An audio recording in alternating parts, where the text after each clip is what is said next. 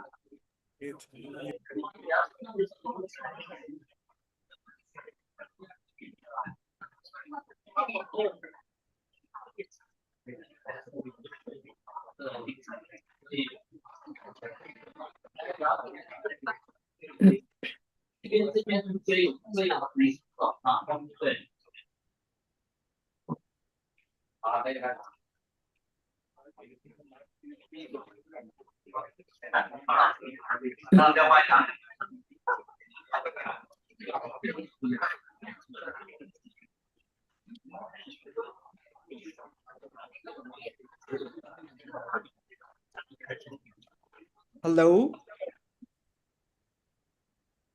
Hello, can you hear me? Yes. Okay, so is everything ready on your side? Yeah, we are ready. Okay, thank you so much.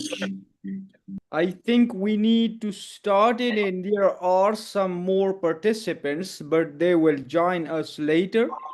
And yes, so that's now it's the time to start the session. And let me check this stream again.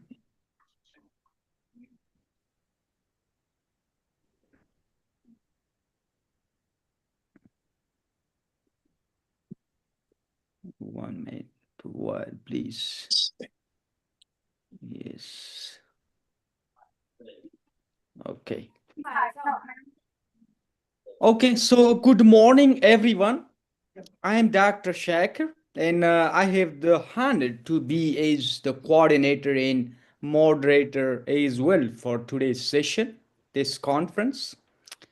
It is my great pleasure to welcome you all to the International Conference on Business, Finance, Management, and Law, which is being held in conjunction with the International Conference on Applied Science, Engineering, and Technological Advancements.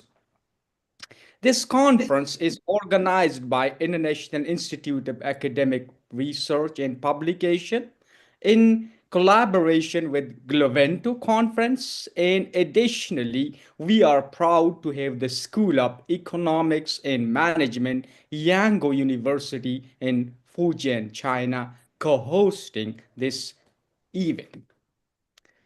Okay, so we also we welcome and we are thankful. We welcome the faculty and students from the beautiful city of Fujian, this Yangon University, who are joining us today. And we are fortunate to have such a distinguished group of participants, including many faculty members, students, and listeners who will contribute to the vibrant discussion throughout this event. I'm also very uh, excited to introduce one of our distinguished guests, Professor Zhang Chi Chuan, the Dean of the School of Economics and Management at Yangon University. Professor Zhang will be leading a special this session during the conference and will assist all the live presentation.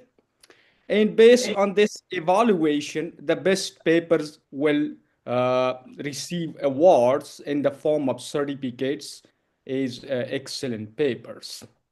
The assessment criteria is quite straightforward.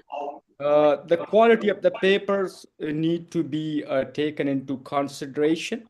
We also need to see the presentation skills of the presenters, the time management skills, how he or she engage the audiences, and the ability to offer constructive feedbacks in the Q&A session as well. Yeah.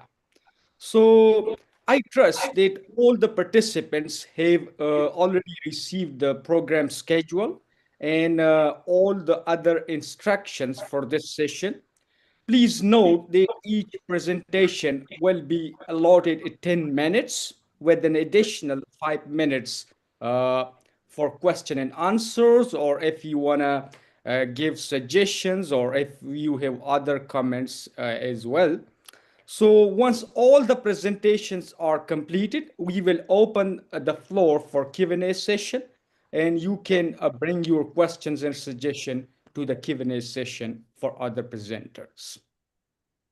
So I also want to, this is very important to mention here, those who already submitted a recorded presentation in the form of a video, they don't need to play it here again live on Zoom. We will later share the YouTube channel link. All the video presentations will be uploaded to that YouTube channel, and you can see it there. Okay, so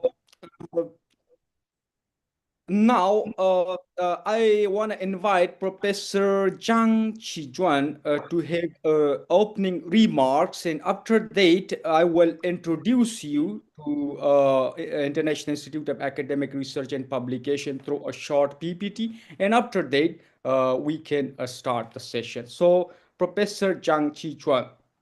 Hello. Okay.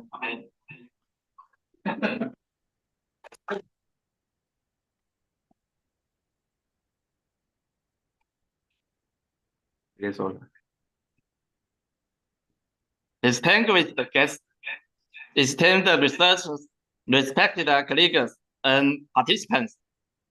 It's a great honor to welcome you all to the International Conference on Business, Finance, Management, Economics, and Law, organized by the International Institute of Academic Research and Publications, short for IIARP, and proudly co-hosted by Yanggu University, Fuzhou, China. I am Zhang Qijuan, Dean and Professor of the School of Economics and Management, Yanggu University. I would like to express my heartfelt gratitude to all the organizers of this conference. It's your collective leadership and dedication that have made this gathering a reality. On this occasion, please allow me to introduce our university, Yanggu University. Yanggu University is located in Fuzhou, Fujian, China. Founded in 2001 with the support of a national double first-class initiative university, Fuzhou University. It became an independent private undergraduate university in 2015 with approval from the Ministry of Education. By 2022, it was selected as a cultivation unit for Fujian's first-class applied undergraduate universities. And in 2025, it was approved for the Fujian Provincial Master's Degree Granting Unit Cultivation Project. The university places strong emphasis on the development of economics and management, incorporating them into its key academic priorities. Over the past few years, significant achievements have been made in these fields, with the digital economics now being selected as a cultivation discipline for Fujian's master's degree program. This conference brings together scholars and professionals from around the world to share the latest advances and insights in our dynamic fields. in today's rapidly evolving economic and business landscape, the exchange of knowledge and innovative ideas have been more critical. Topics ranging from financial innovation and sustainable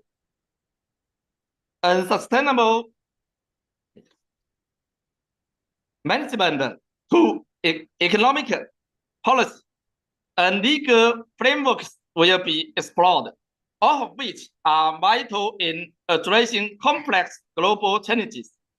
As listeners, you have a unique opportunity to engage with cutting-edge research and enrich your understanding. I encourage you to actively participate in discussions, forge new connections, and take full advantage of these platforms' intellectual vibration. Once again, thanks to IIARP and Yangon University for enabling this valuable forum.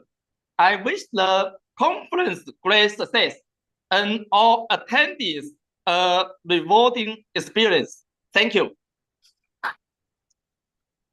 Thank you so much. Thank you, Professor Zhang Qichuan. Yeah, so we are now coming toward the session, but before that, I think it's quite important to introduce the organizations who organized this conference. Let me check my PPT. Yes, it's here. You make introduction. After that,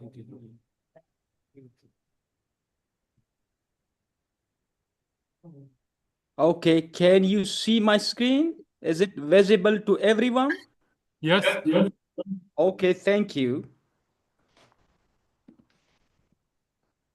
Okay, so this is IIARP, International Institute of Academic Research and Publication, which is a dynamic conglomeration of academia and professional dedicated to promote research and innovation in making a significant global impact. The primary objective is to unite research and professionals from different part of the world in fostering an intellectual development and facilitating opportunities for networking and collaboration. This organization is actively engaged in various academic activities, including networking events, meetings, conferences, workshops, research projects, and additionally, we are committed to publishing cutting-edge research publications in recognizing an outstanding achievement through academic awards and scholarships. These are some of our associates and partners, including Globento, Conference LS 360, and manuscript edited by IIARP and some other associates and partners as well, not mentioned here.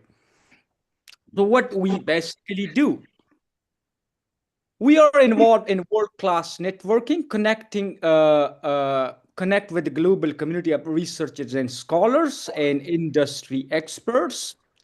We are involved in organizing international and national conferences and to participate in cutting-edge discussion and present your work on global stage. We are also involved in academic journal publication. You can share your research findings with the world through esteemed international journals associated with IIARP. Yeah.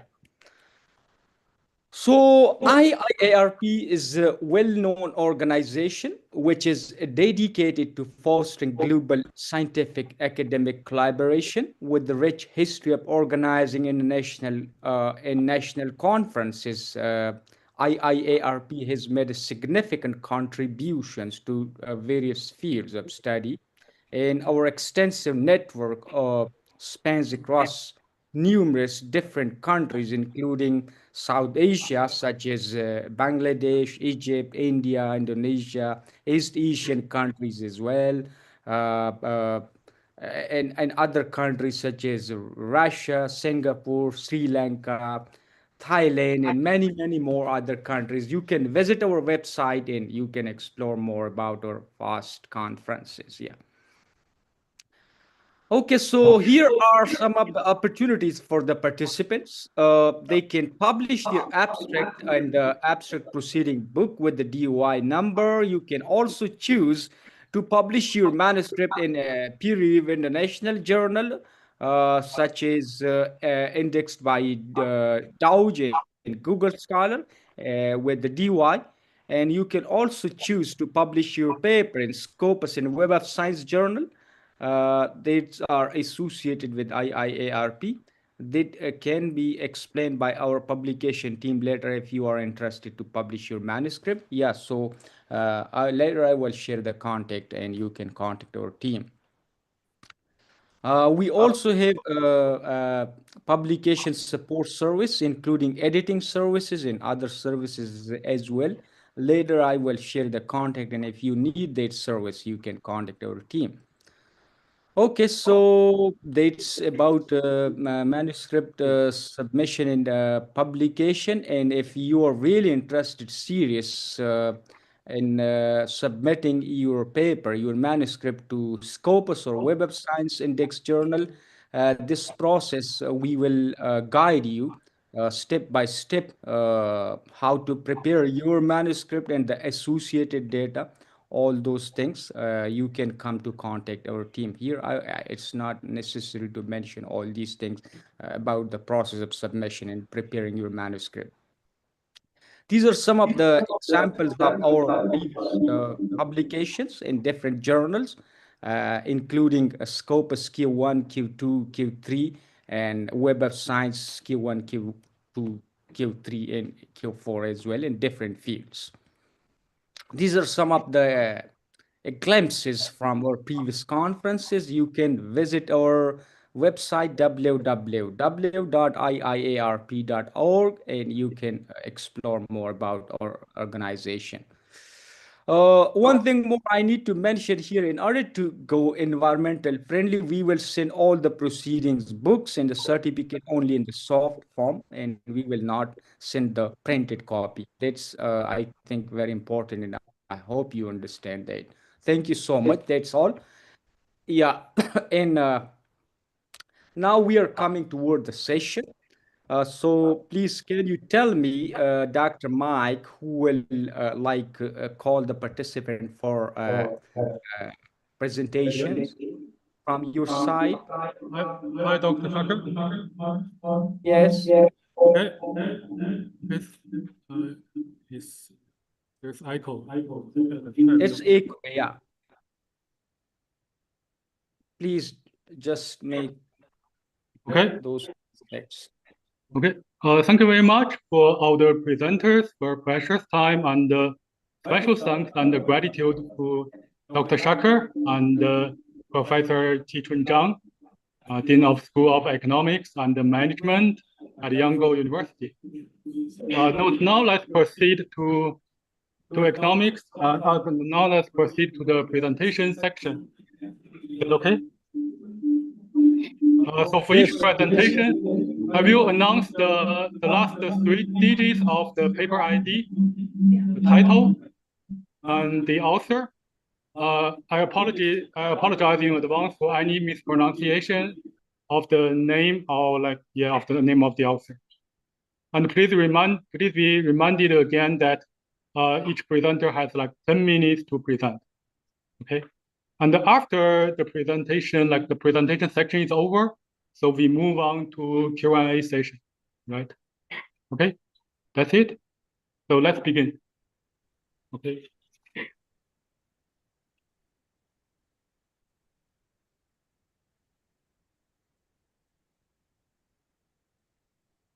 Yeah, so for the first one, you would have the paper ID is 088. The title is Chinese Social E-commerce, Ecological Reconstruction and Pattern Innovation Driven by Data. The author is Yanbing Wen.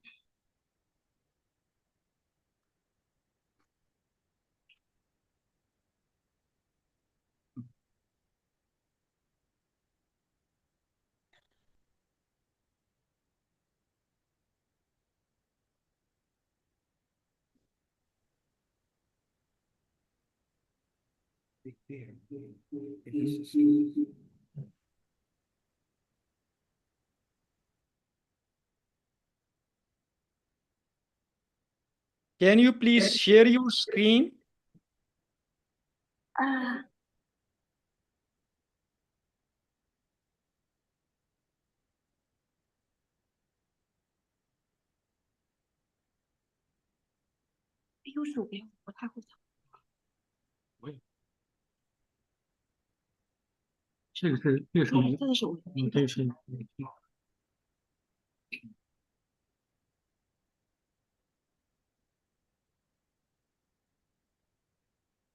Is it okay?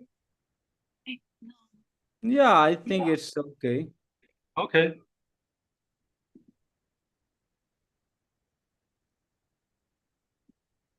Yeah, it's visible. Yeah.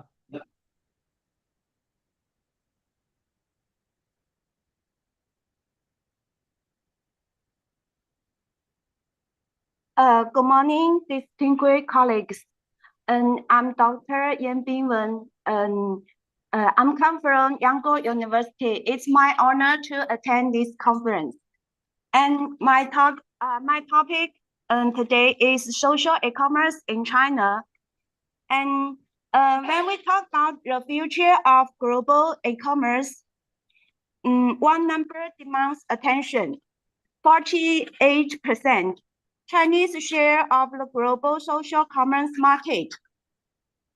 Behind the 3.5 trillion outbound market size, 970 million users and 530 million daily transactions lies a quiet revolution. The evolution from search-based shopping to algorithms understanding people. Let me share 4 game-changing breakthroughs. The first one is predictive shopping. When Beijing's pollen level spike, algorithms recommend masks and air purifiers to Audrey-Brown campus, boosting conversion by 23%. And the second one is the tireless AI host. Jingdong.com's virtual host Shuaxiu generates millions in sales at 3 a.m. by reading viewer emotions in 0.3 seconds. And the third is rescuing farmers. Pinduoduo's AI sold 12.5 tons of Hainan melons in 12 hours while stabilizing price by 67%. And the last one is creating micro-influencers. Xiaohongshu's algorithms turned ordinary buyers into vital stars, tripling their success rate. But the true power of technology lies in rebuilding ecosystems. Taobao's AI return product images into live stream videos in seconds. It reduced returns by 9% because it analyzes comments in real time. For example, when color mismatch trends, the AI auto-adjusts product descriptions. Kuaishou's edge computing delivers recommendations in 0.4 seconds. To rural business, faster than a blink. At Chengdu's Chuanxi Road, Xiaohongshu's AR tool prioritized an edge street style makeup. Knowing this area has 3 times more trendsetters than average. Yet every coin has 2 sides. When a platform disables recommendation algorithms, spending dropped 37%, but satisfaction rose 22%. A stark reminder: precision must balance user autonomy. Worse, That silence persists. Even with petabyte processed daily, cross-platform use recognition stay below 15. Imagine 8.5 out of 10 people are strangers across platforms. Looking ahead, two scenarios excite me. The first one is mind to market. Brain-compatible headset accelerate decision 3 times. Picture this. Your cat auto-add Yunnan coffee beans as you crave a brew. The second is self-turning supply chain. Jingdong.com's AI slashes fashion launch cycles from 30 days to 7. Paris renovate trend could reach your community next week. Friends, social e-commerce is composing a new movement. No longer cold transactions, but that with warmth. Not infinite growth, but infinite trust. Like Chengdu's street, when algorithms embrace bold makeup as culture, not just commerce. Let's build a future when machines understand humanity and that carries conscience. Thank you.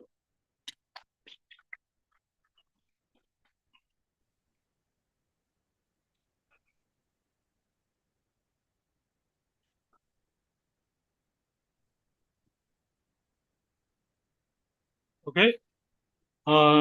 Thanks a lot for Dr. Yan. So our second one would be paper ID 089. The title is Economic Policy Uncertainty and Long-Run Volatility in Currency Markets. The author is Changche Wu.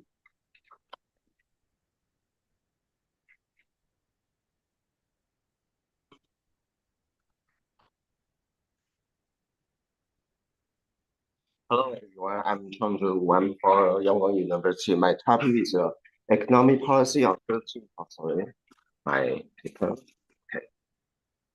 Oh, right here.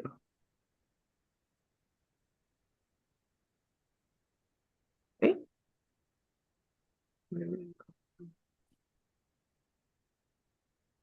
Did it start? It started, right?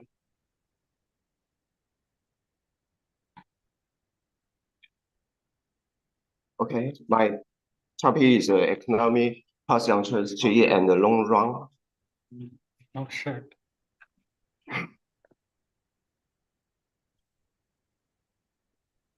Yeah, 1 minute.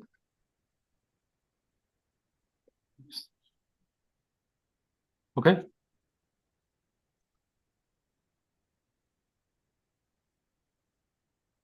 So my topic is economic policy uncertainty and the long run volatility in currency market.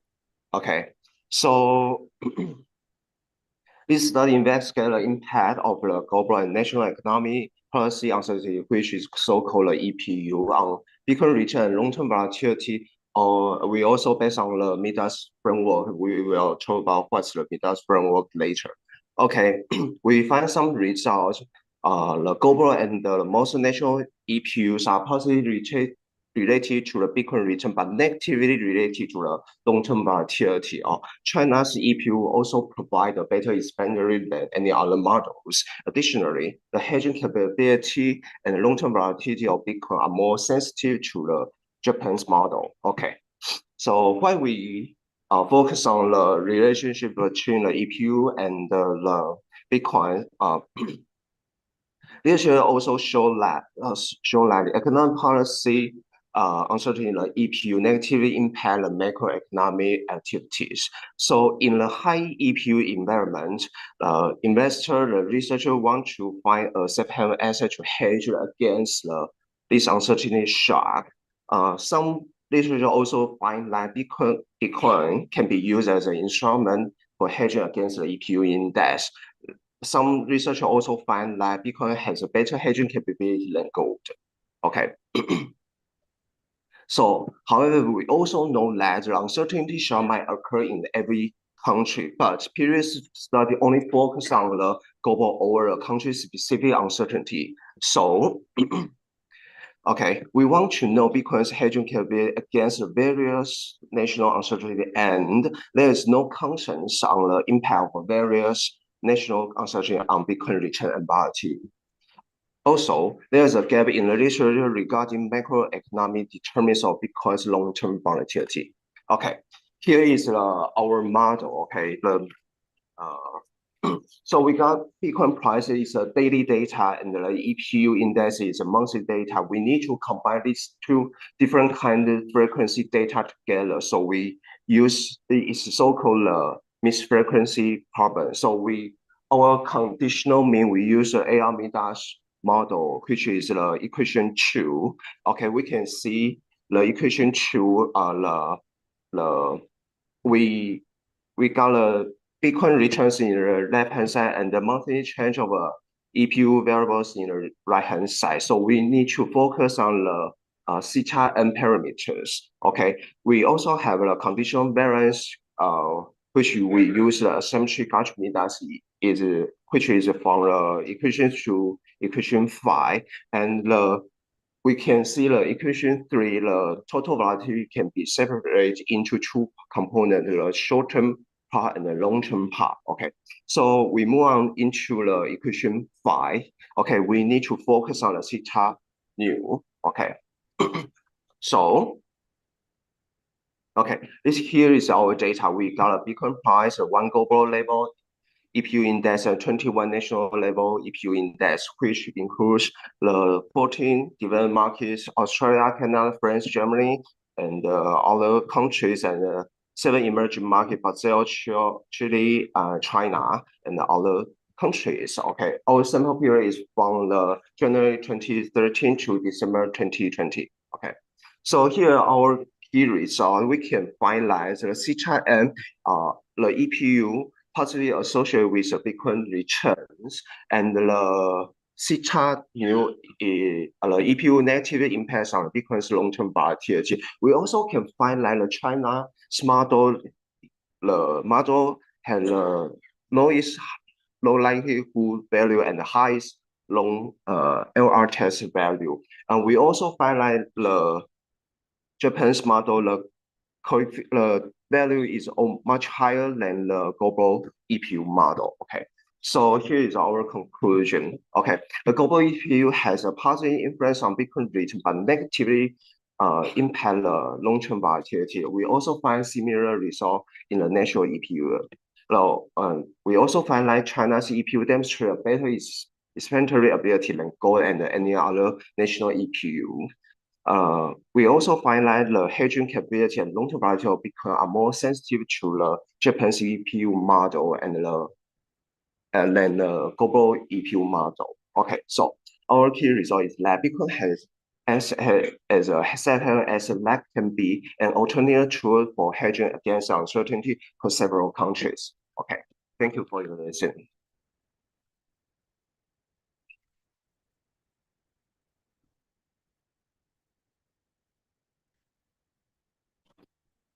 Okay. Thanks, Dr. Wu. The next one would be the paper ID is 090. The title is The Temporal Spatial Mismatch in Digital Governance and Its Solutions. The author is Dr. Li Shuangrong.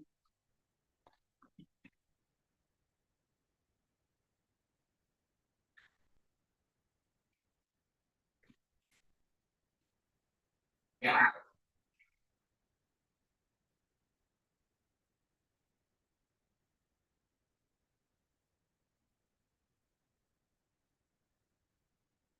One minute.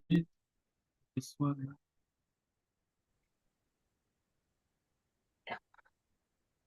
Let me share it.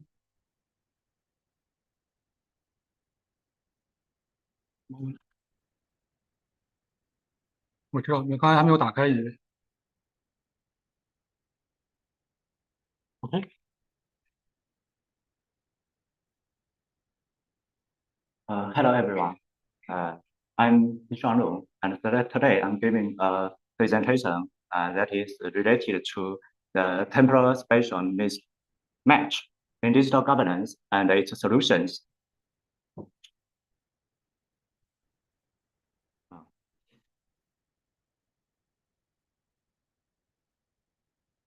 I chose this topic mainly because the digital governance is becoming a popular trend throughout the world. And if we want to make it better, we need to deal with the potential threats that is facing, that is in front of us. So the research background is just this. We need to deal with the mismatch in the temporal the spatial mismatch in the governance in the digital governance. And the core concepts include such concepts such as digital governance. This is a common concept. I think it is easy understood by everyone. So I don't need to give it more description. And the other concept is temporal spatial mismatch in digital governance. That is imbalance state in digital governance. And if we want to make the digital governance more effective, we need to deal with this state of imbalance. And the imbalance include three parts. The first is temporal dimension. It is related to three parts. There is a time lag between those three parts. The first is tech update cycle. The technologies is becoming updated very fast, such as the AI technology, the ChatGPT, Claude, and DeepSeek is becoming very popular, I think, throughout the world. And the update cycle of it is really short. However, the policy formulation time is usually very long, especially if you want to formulate a law that is very huge. And also, the governance response speed is related to the equipment and the technologies that is adopted in that area. However, when a new technology that could increase the efficiency of the governance has come out, the time when it is put into use is usually after a long time. So the temporal dimension include those three parts. The time lag between those three parts is really has influence on the effective governance. And the second dimension is spatial dimension. There are three main factors that is related to spatial dimension, such as geographical factors, such as in China, the regions in the eastern part and the regions in the middle west part has differences in the economic growth, and the other part, the differences make the equipment adoption between those different areas very difficult. The eastern part usually have more routes, more paths to get to the newest technologies. However, the western part and the middle part usually don't have such a convenient way to have access to these new technologies. And the third is subject interaction. The different departments of the government, the interactive actions between them is usually limited, since there exists cross-sector data silos between them. And also, the stakeholder conflict makes the sharing of data more difficult. And the mechanism of mismatch in digital governance mainly include three parts. The first is formation mechanism. The technology advancement is usually at a very high speed. However, the government's adoption of the newest technology is usually has time lag. And the transmission mechanism include such as temporal lags that will result through the spatial, and spatial will also result in the temporal. And third is feedback mechanism. The government increases West region investment to ease spatial mismatch, since the problems existed, and then it will be feedback to the government of the regional and the central government. And evaluation model of the mismatch in the digital governance, I think can be okay. There are three main hypotheses in this part, and the variables include independent, and the moderating variables may include those three parts, and the mechanism has been shown on the right part of the table. And in order to deal with the mismatches, we need to take measures. The solutions include the four parts. The first is technical countermeasures, and the second is institutional countermeasures, and the third part is stakeholder countermeasures, and the fourth part is environmental countermeasures. That is my report. Thank you, everyone.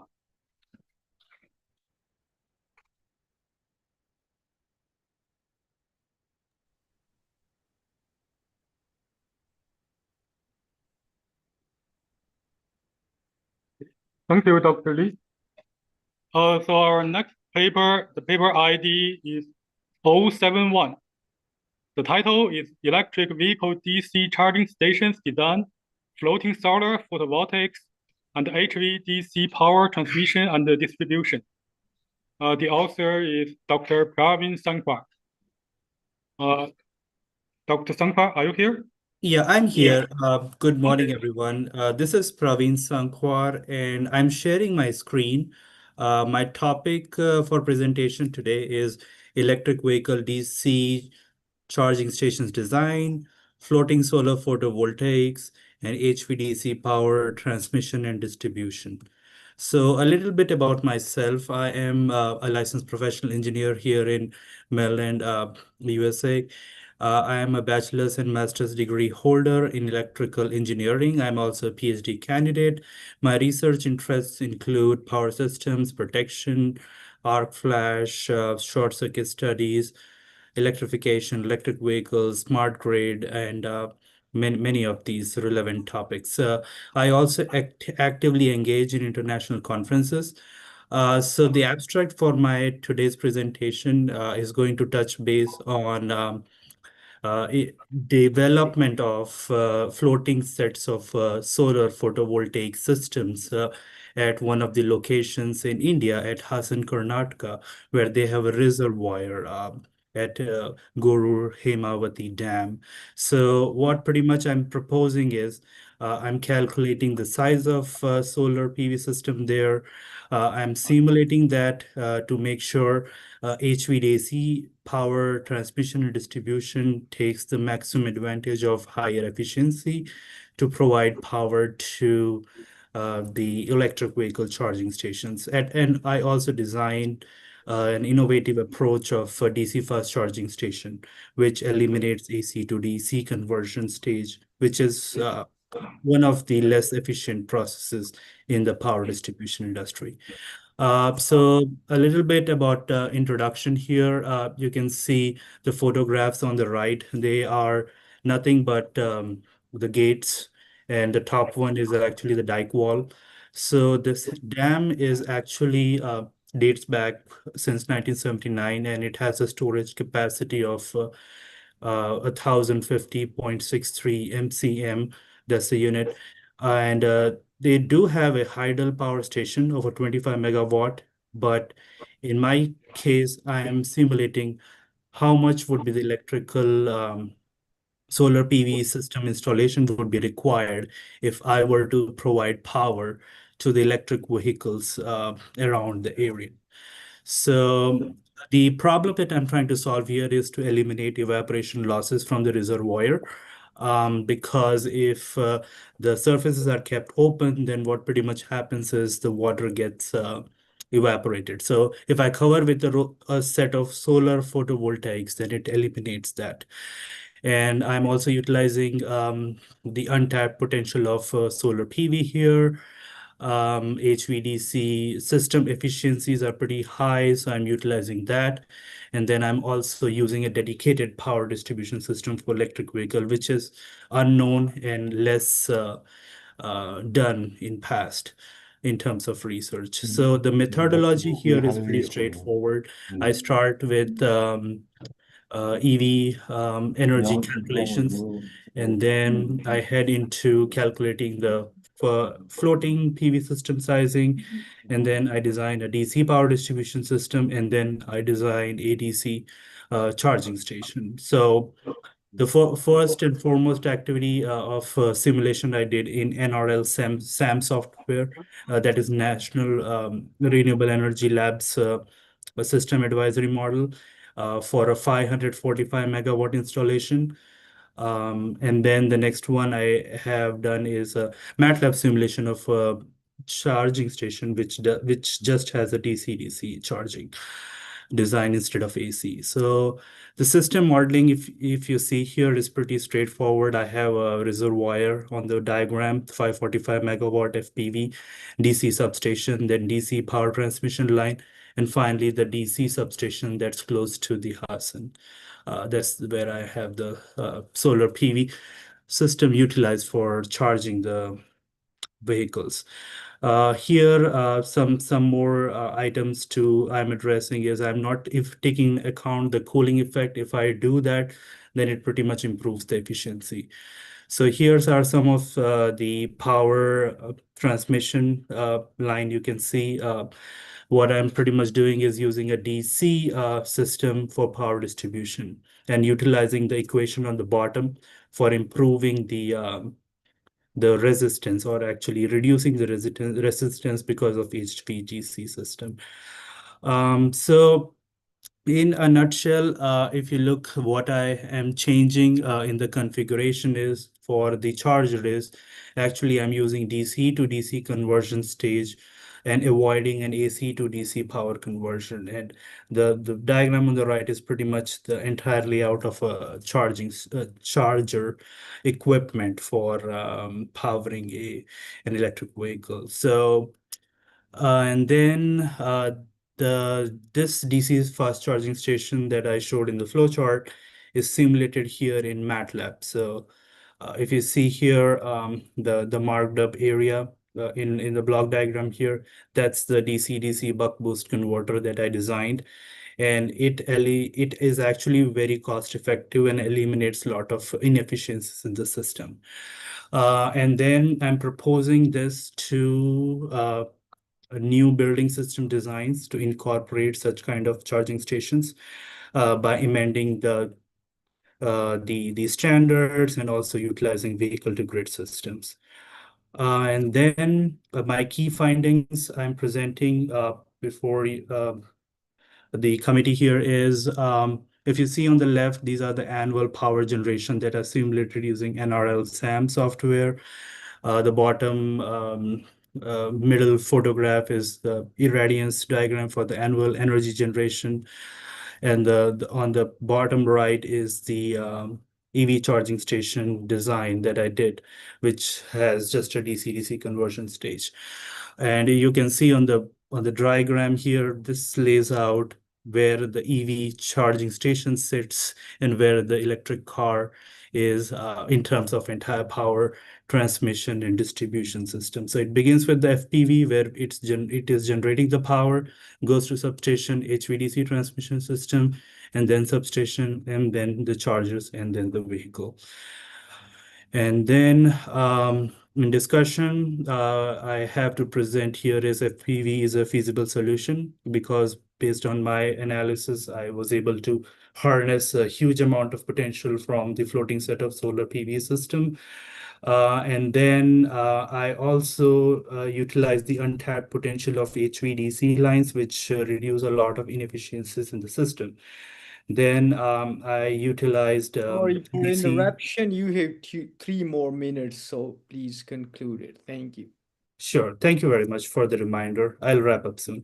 Yeah. So the DC-DC converters I utilized as an innovative or a novel approach here for designing EV charging stations, which is a very less heard topic in research industry, and it is going to improve the efficiency. But of course, it requires a lot of changes to the design of the existing equipments and manufacturing processes. Then the DC-DC transmission distribution system, the HVDC that I presented, engineering standards have to be reviewed and revisited. And then pretty much renewable energy is providing a solution for decarbonizing and greenhouse gas emission reductions. This is a typical comparison of the new fast charger that I designed versus a traditional DC fast charging station.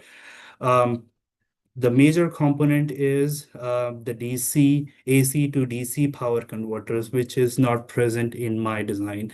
And that saves a lot of cost, and it also improves a lot of efficiencies within the power distribution system. So in conclusion, again, I'm presenting a novel approach for electrifying the vehicles with FPV systems. I came up with the size. I also present the necessities of improving the building standards and codes so that such kind of large infrastructure can be installed. And then these are pretty much my references, the list of references that I utilized. And I appreciate everybody's time. Thank you very much for having me.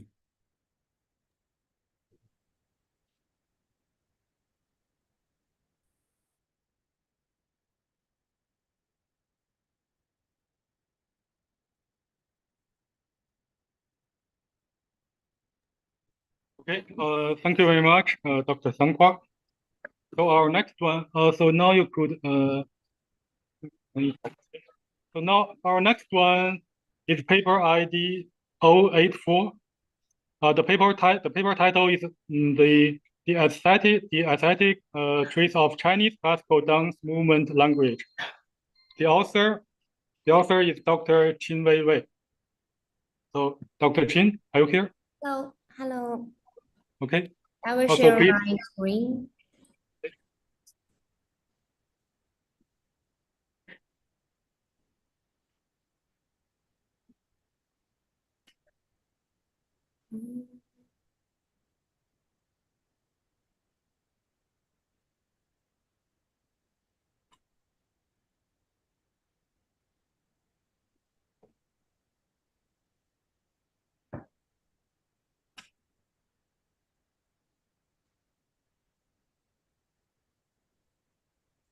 Are you able to share the screen?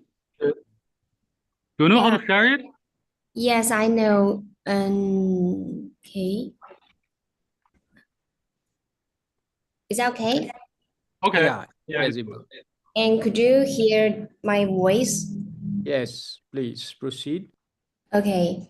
Good morning, everyone. My name is Wei Qin, a candidate PhD from Malaya University, and I'm very honored to present my research titled Aesthetic Trace of Chinese Classical Dance Movement Language.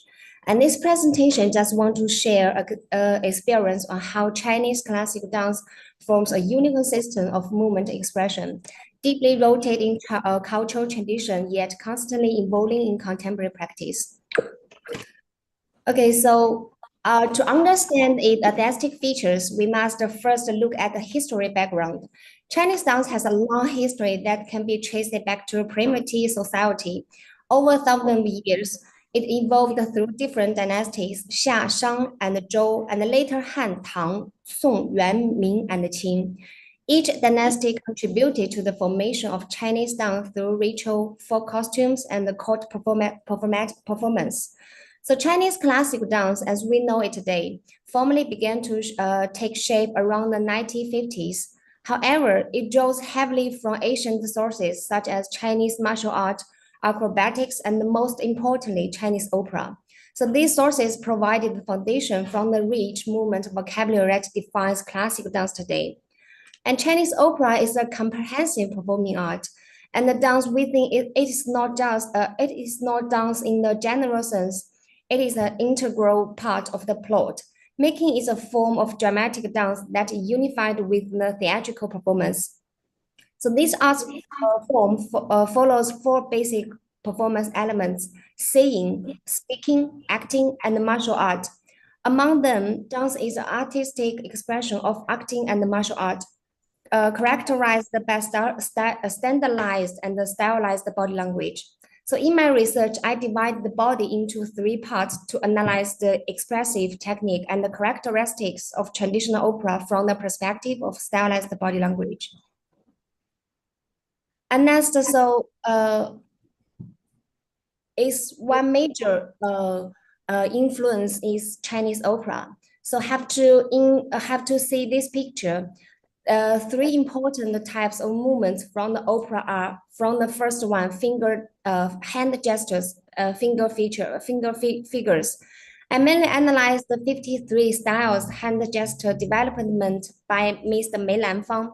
Some of these gestures not only shape the uniqueness and the individuality,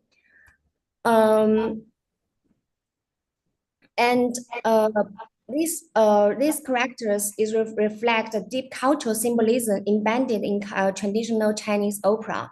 One typical hand gesture is called Lu Zi. We can see the first gesture in the picture, which means morning rain falling on petal. It used by female characters to express longing or searching. The most common gesture is called orchid finger, which the thumbs and the middle finger touch and another finger curve outward like the blooming orchid. This soft, elegant hand shape is used to portray gentle, feminine roles. And its meaning change with the gesture. Supporting the cheek show thinking or waiting. Covering the face expressing shyness. Pushing outward means fear. And the two hands open flat show helplessness. So take the first gesture in the third row as another example. Sword finger. Powerful gesture, often used to express the image of the general martial art or bravery. So even if the audience doesn't fully understand the gesture, they can still feel the character's emotions through the subtle movements and the facial expression. And next is the body postures. In traditional Chinese opera dance, posture is extremely important, as it conveys the character's identity, personality, and emotions.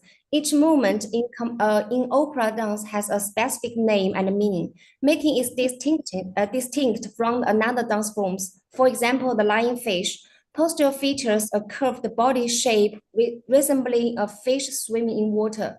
Dancers often use their arms and the fingertips to imitate fins and a tail, symbolizing good fortune and reunion in Chinese culture. Another movement, such as following one flag, tiger leap through the forest, and the swirling past through the woods, comes from the martial art. This move emphasizes speed and strength and are used to portray heroic and courageous characters. And next is the step and walking patterns that show identity, status, or mood.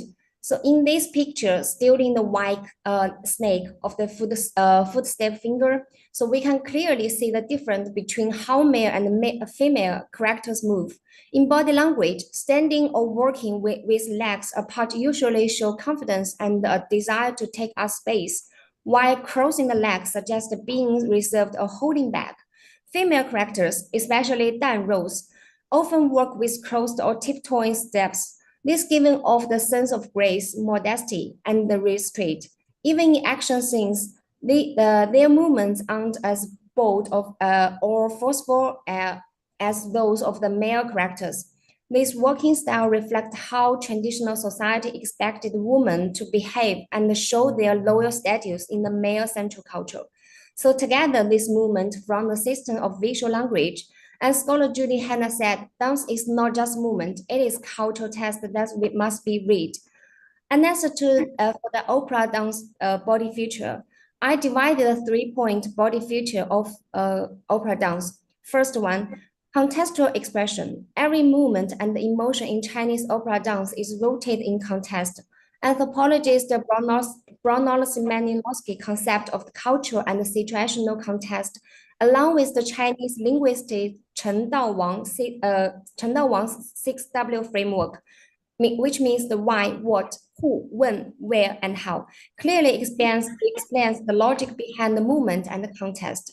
A performance like the context may follow the grammar of movement, but it loses its expressive power. And number two is stylization and flexibility. The stylized movements in opera dance are built upon the integration of form and meaning. Although highly structured, these movements are not rigid. Instead, they remain flexibility, allowing the incorporation of everyday life and the diverse artistic forms. And number three is the facial expression and eyes. Facial expression reflect the plot and the character development, while the eye are the window to inner emotion. Opera performers undergo professional training to convey subtle emotions through the eye movement. Due to stylized conventions, facial and eye expressions must follow the character's roles, not the performer's personal emotion. Excuse me, you have 2 minutes. Okay, and demonstrated both technique foundation and expressive skills. And the next is the body from classical dance. So as we know, Chinese the dance theatrical said the interpretation of the dance body language is to restore the artistic expression, posture, and movement of the human body to the original economy meaning. And basically on this idea, I divided three types to analyze. First one is the shape and the bearing. In classical dance, shape refers to the body's external forms, such as the posture and the movement, while bearing reflects inner state, including the breath, spirit, and energy. And next is the stress. Stress in classical dance is just the physical power. It is unique language. Through the muscle control, dancers show explosive inner forces in stillness, such as the final pose of the dance. And last is the rhythm. Rhythm in classical dance goes beyond the music. It reflects traditional Chinese idea like round heaven and square earth. And next is the classic body feature. From the visual aesthetic perspective, Chinese classical dance also have the three body features. First one is symmetry and balance, which means the Chinese classical dance emphasize the symmetry and the balance placement of the hand, leg, and the body part create elegant, stable, and disciplined movement. And next feature is round and twist. Circular movement, a motion is certain, seeing the flat circle, upright circle, and the figure 8 shapes, reflecting the harmony and the Taiji philosophy of yin and yang. And next is deconstruction and recombination. Dancers break down body part into isolated movement, then creatively reassemble them into new gestures. So, so this is a share the classic dance because the limitation of the time. So I will briefly to analyze this movement to related this picture. So this name is a Yuanbao jump, mimic the shape of the ancient Chinese coins, symbolizing good fortune, using the waist and the certain axis, and the dancer create the circular trajectory, expressing the cultural implications of the traditional Chinese symbolism. So finally, I would like to quote the phenomenology of the body, Merleau-Ponty, who said the body is not a thing, but a situation. It is our point of the view on the world. So Chinese classical dance embodies this very idea. It carries history, expresses emotion, and conveys thought through the body. In conclusion, Chinese classical dance is not only the art form, but as a language of the body and the soul. It tells story, conveys culture, and continually engage in dialogue with the presentation. Okay, thanks for your time. I'm looking forward to your question and wish every research in inspiration and successful in your research journey. Thank you.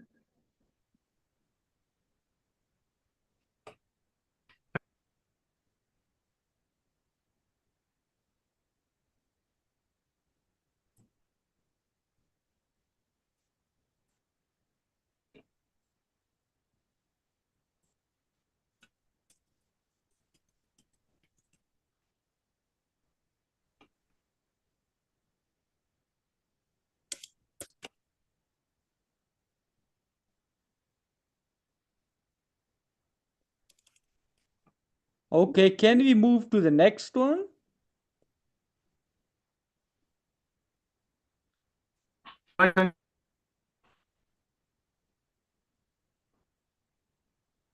Hello?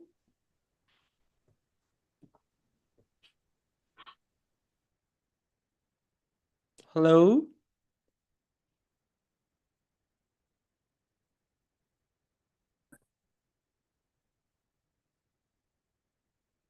Can you hear me?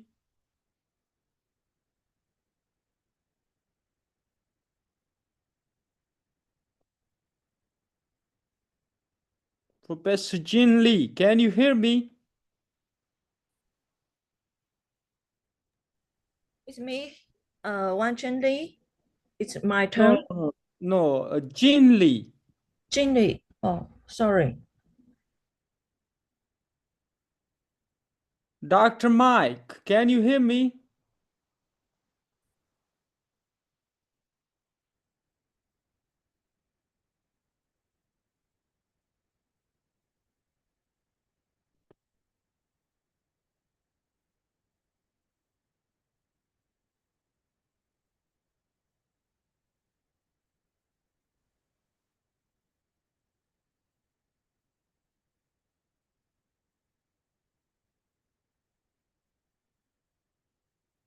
Maybe there is a internet issue on their side, so let's wait.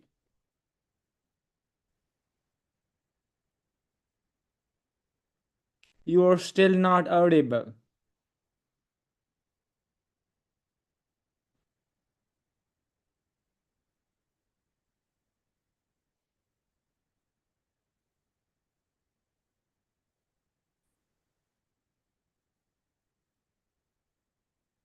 Dr. Mike, what's the issue?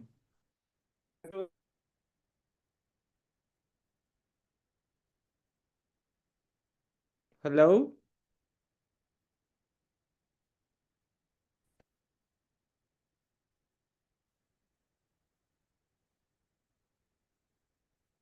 Hello?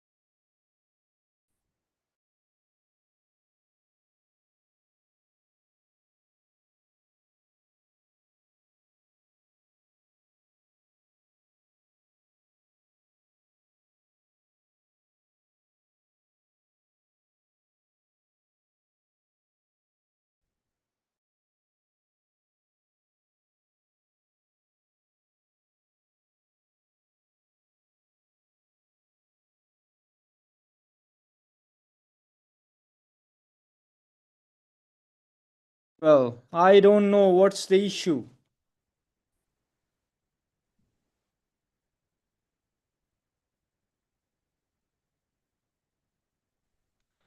The Can you host just mentioned log in the in? chat window that let us to move to the next presenters. Oh, wait, sorry, wait, please, because we need to be connected with the in-person venue. So please wait, okay? Thank you. There's something wrong with his audio system. He typed in the chat window. Please check the chat window. We can, I don't know, it's, what's the issue? They're not edible. But let's wait for a while, please. Please Sorry check for the chat window. Chat window. And the He chat typed window, in the I chat don't window. I don't see anything. I don't see anything. They said just your turn. I don't know. Should I call for the presentation or not? Professor, Dr. Mike, can you receive my call?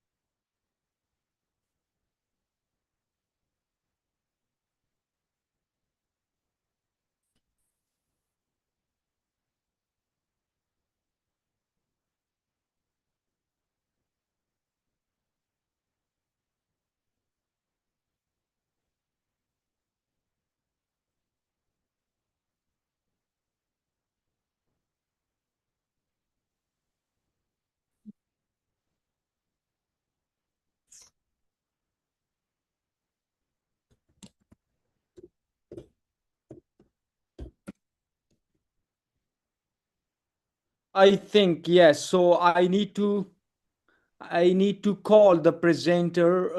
The next presenter is 607, and yes, the paper title is Speculative Interaction for Future Internet of Things Integrating ChatGPT and Fasting Narratives, designed to be presented by Wanchen Lee.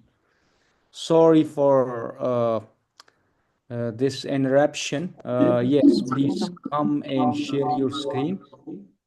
Wait, could you hear me? 7. Yes. Okay, so I think this one is good. The computer some problem. Please fix this echoing. Okay. Yes, please. So now we proceed.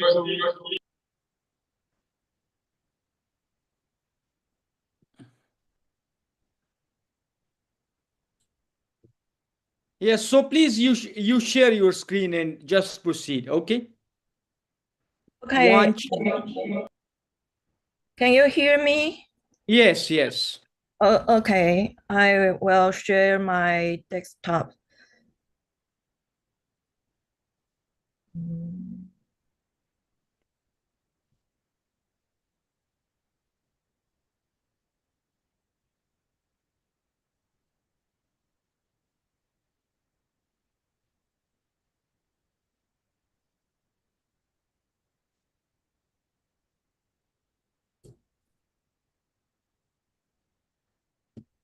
Are you able to share your screen? Sorry, wait a minute. Okay.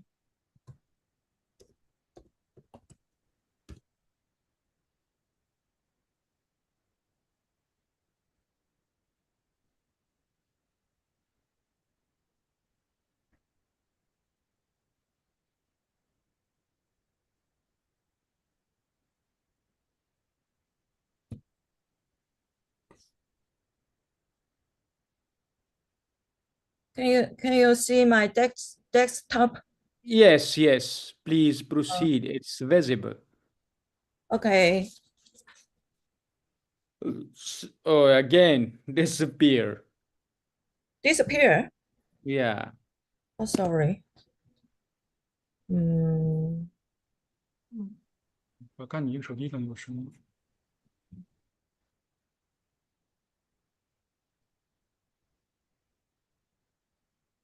It disappeared.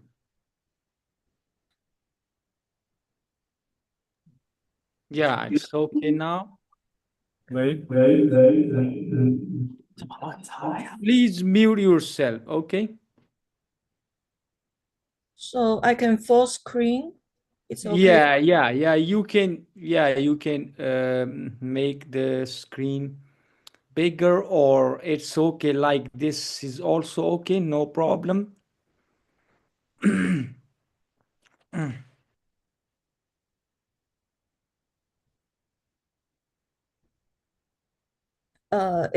It's okay now, right now? It's okay? No, we can't see your screen. Oh, sorry. Maybe it cannot full screen, I think. Can you send me your PPT? I will do it from here. Can you send it in the chat box?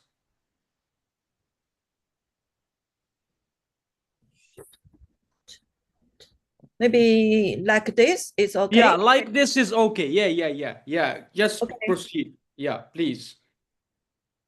Okay. Okay.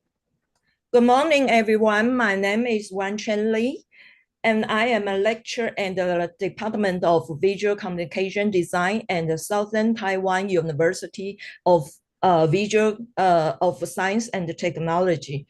I am currently a PhD candidate at the National Taiwan University of Science and Technology, focusing on interactive design, speculative narratives, and the integration of AI in design education. Today, I will be presenting a study titled Speculative Interaction for Future IoT, Integrating ChatGPT and first thing, narrative design. This project explores how design students can use narrative techniques assisted by ChatGPT to image and prototype future smart home interactions from the perspective of objects.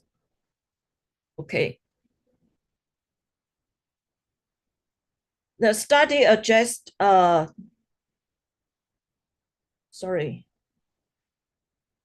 study addresses the growing need for speculative and critical perspective in IoT interaction design as smart home systems become increasingly intelligent and also autonomous.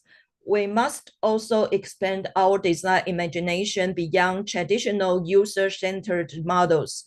In this project, we organized a design workshop where graduate design students collaborated with ChatGPT to co-create first-thing narrative concepts, stories written from the imagined perspective of smart objects. These narratives serves as seeds for imagining novel, emotionally resonant IoT behaviors. The result was a series of prototypes and concept videos that not only explore future interaction forms, but also questioned the agency, memory, and the emotions of everyday objects in smart environment. Okay, our research includes speculative interaction for future IoT, include ChatGPT integration and the speculative design, and the first thing narrative and IoT futures. In recent years, the field of interaction design has begun to embrace more imaginative and reflective approach to future technology, especially within the context of smart home and IoT. However, many design objects still emphasize user-centered problem solving while overlooking object-centered speculation. Our study proposed a shift toward thing-centered narratives, inviting students to explore how objects might see, feel, and respond in a future environment. By integrating ChatGPT into the speculative design process, we enable students to explore design from the object's point of view through a technique called the first thing narrative. In the follow section, I will introduce one such example, FICO, a student project that began with a simple plant and evolved into an emotionally aware wearable IoT prototype. Okay, while the concept of thing-centered design and the first thing perspective is intellectually compelling, it remains unfamiliar to many students in design education. For learners who are trained in user-centered methodologies, shifting to an object's point of view can feel abstract, challenging, and even confused. To address this gap, we aimed two innovative supports into our workshop model. The first one is we use ChatGPT prompt design as a narrative scaffold to help students articulate speculative object perspective. Number two, we developed an McGuffin card connect emotion and the narrative, and support them to imagine how to think future IoT. Okay, the methodology and the approach is the project was conducted as a 6-week design workshop titled McGuffin Speculative Interaction Lamp. It consisted of construct stages to guide students from conceptual ideation to interactive prototyping. In week 1 and week 2, students selected a personal object and pair them with McGuffin cards, a deck of fictional prompts inspired by cinematic plot device. They then co-write a speculative narrative with ChatGPT, imagine their objects' behavior, memory, and how they think. Okay, and then they develop their narrative plots. And in week 3 and 4, students transformed their narratives into design concepts and interaction flows. They used sound, motion, and light models to simulate object behavior and create a first-in script to define the object's voice. Let me illustrate this process with the project FICO. Inspired by a plant, the student team imagined it as a silent recorder of unsaid emotions. With the ChatGPT's help, they script the plant's voice and built a wearable prototype that used. Sorry for interruption. You have 3 more minutes, so please conclude it. Thank you. Okay, thank you. And then to review emotional traits left in unspoken words. The key finding and the result is the perspective transformation. ChatGPT successfully let students' perspective shift toward object-oriented thinking. And the second is narrative ownership. Students who revise AI output and stronger the ownership of resulting narratives. And then the third is design translation. Generate narrative effectively shaped storyboards and interaction prototypes. And the last one is collaborative dynamic mix. AI tools serve as creative partners rather than replacement for human creativity. And our discussion is prompt engineering and the narrative pairing and object agency and process evolution. Our conclusion and the future work is, in conclusion, the study presents a novel model to teach and combines think-centered design, narrative co-create with AI, and cinematic imagination tools to enhance IoT design education. One key feature of the workshop was our co-speculation structures. Students came from visual communication design, product design, and information communication backgrounds.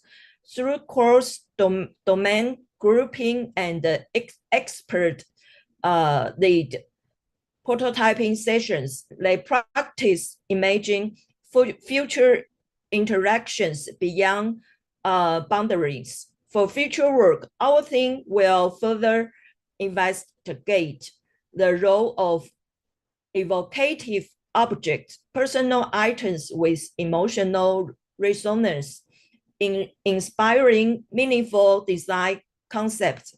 We will also refine strategies for interacting AI into object-oriented ideation workflows. Moreover, we plan to expand the use of our McGuffin creative cards, exploring their application in industry collaborations.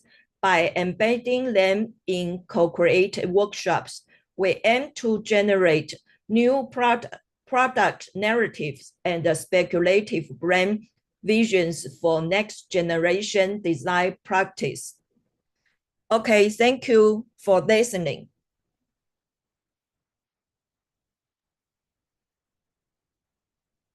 Okay, Dr. Shaker, could you hear me?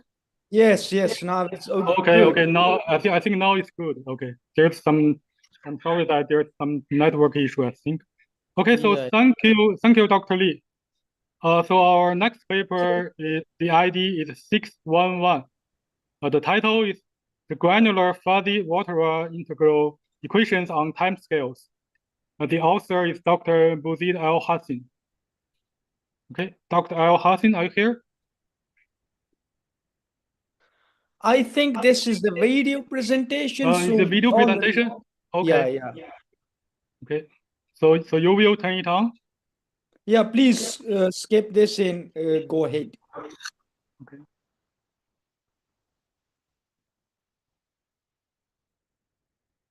So now we move on to.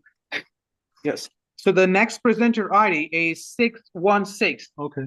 The use of Frog VLE as a material for teaching and learning based on high-order thinking skills. The author is Mohd Silbari bin Osman. So Dr. bin Osman, is he here? Are you here? 616 is the video presentation. Oh, it's also the video. Okay, next one. Okay, so next one. So now we move on to next one, 617. Empowering students and entrepreneurs, collaboration, innovation in packaging and digital marketing for the dried fruits and herbs products. It's Dr. Siti Noor Baya Ahmed. 617, are you available? 617. 617. Dr. Baya Ahmed. 617 maybe is also a video presentation, so I will make it sure later. So please proceed to the next one. Okay. So the next one is 618. The title is Are Japanese University EFL Classrooms Ready for ChatGPT? Advantages, disadvantages, and considerations. It's Dr. Andrew Inomoto. Dr. Inomoto. Empowering is again this one. I think we only have a few people in the room. Yeah. So yes, there's some of them are like the video presenter. We upload it to our YouTube channel. Later we share it. Yeah, because they are not able to attend the live session. So okay, so we move on to the next one. Yeah, please. Okay, so next one is 620. The impact of teacher quality on student achievement. The quantitative analysis. The author name is Claudia Nicolatin-Paul. 620. I hope she is available. I think so. Yeah, she's there. Claudia? 620. Paper ID 620. Yes, paper ID 620. Claudia. I can see she's available. I think she's here. Screen. Yeah, I think she's here. But should we remind him? Remind her? Yeah, let me ask her.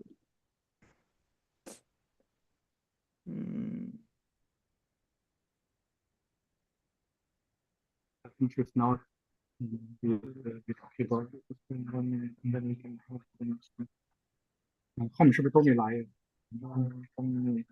Dr. Claudia, are you available?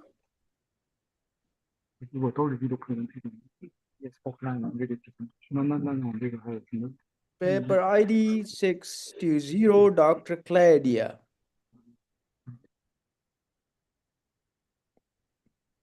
I don't know, last time you can see in the checkbox, there may be some internet issue. So we will come back to her and we can proceed to the next one. Yeah. The time.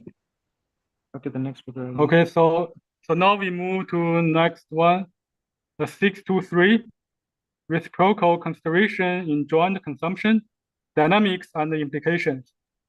The author is Lan Yu. I think she's not here. It's me. Actually, there's mistakes. The Lan is my PhD student and co-author, but somehow actually she's listed there. So, I'm Ruhai. Let me share the screen and we can start. Yeah, please. Just give me a second.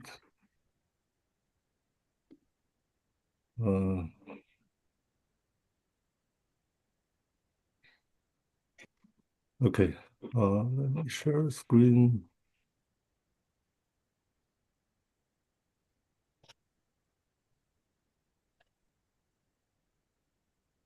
Okay, can you see that?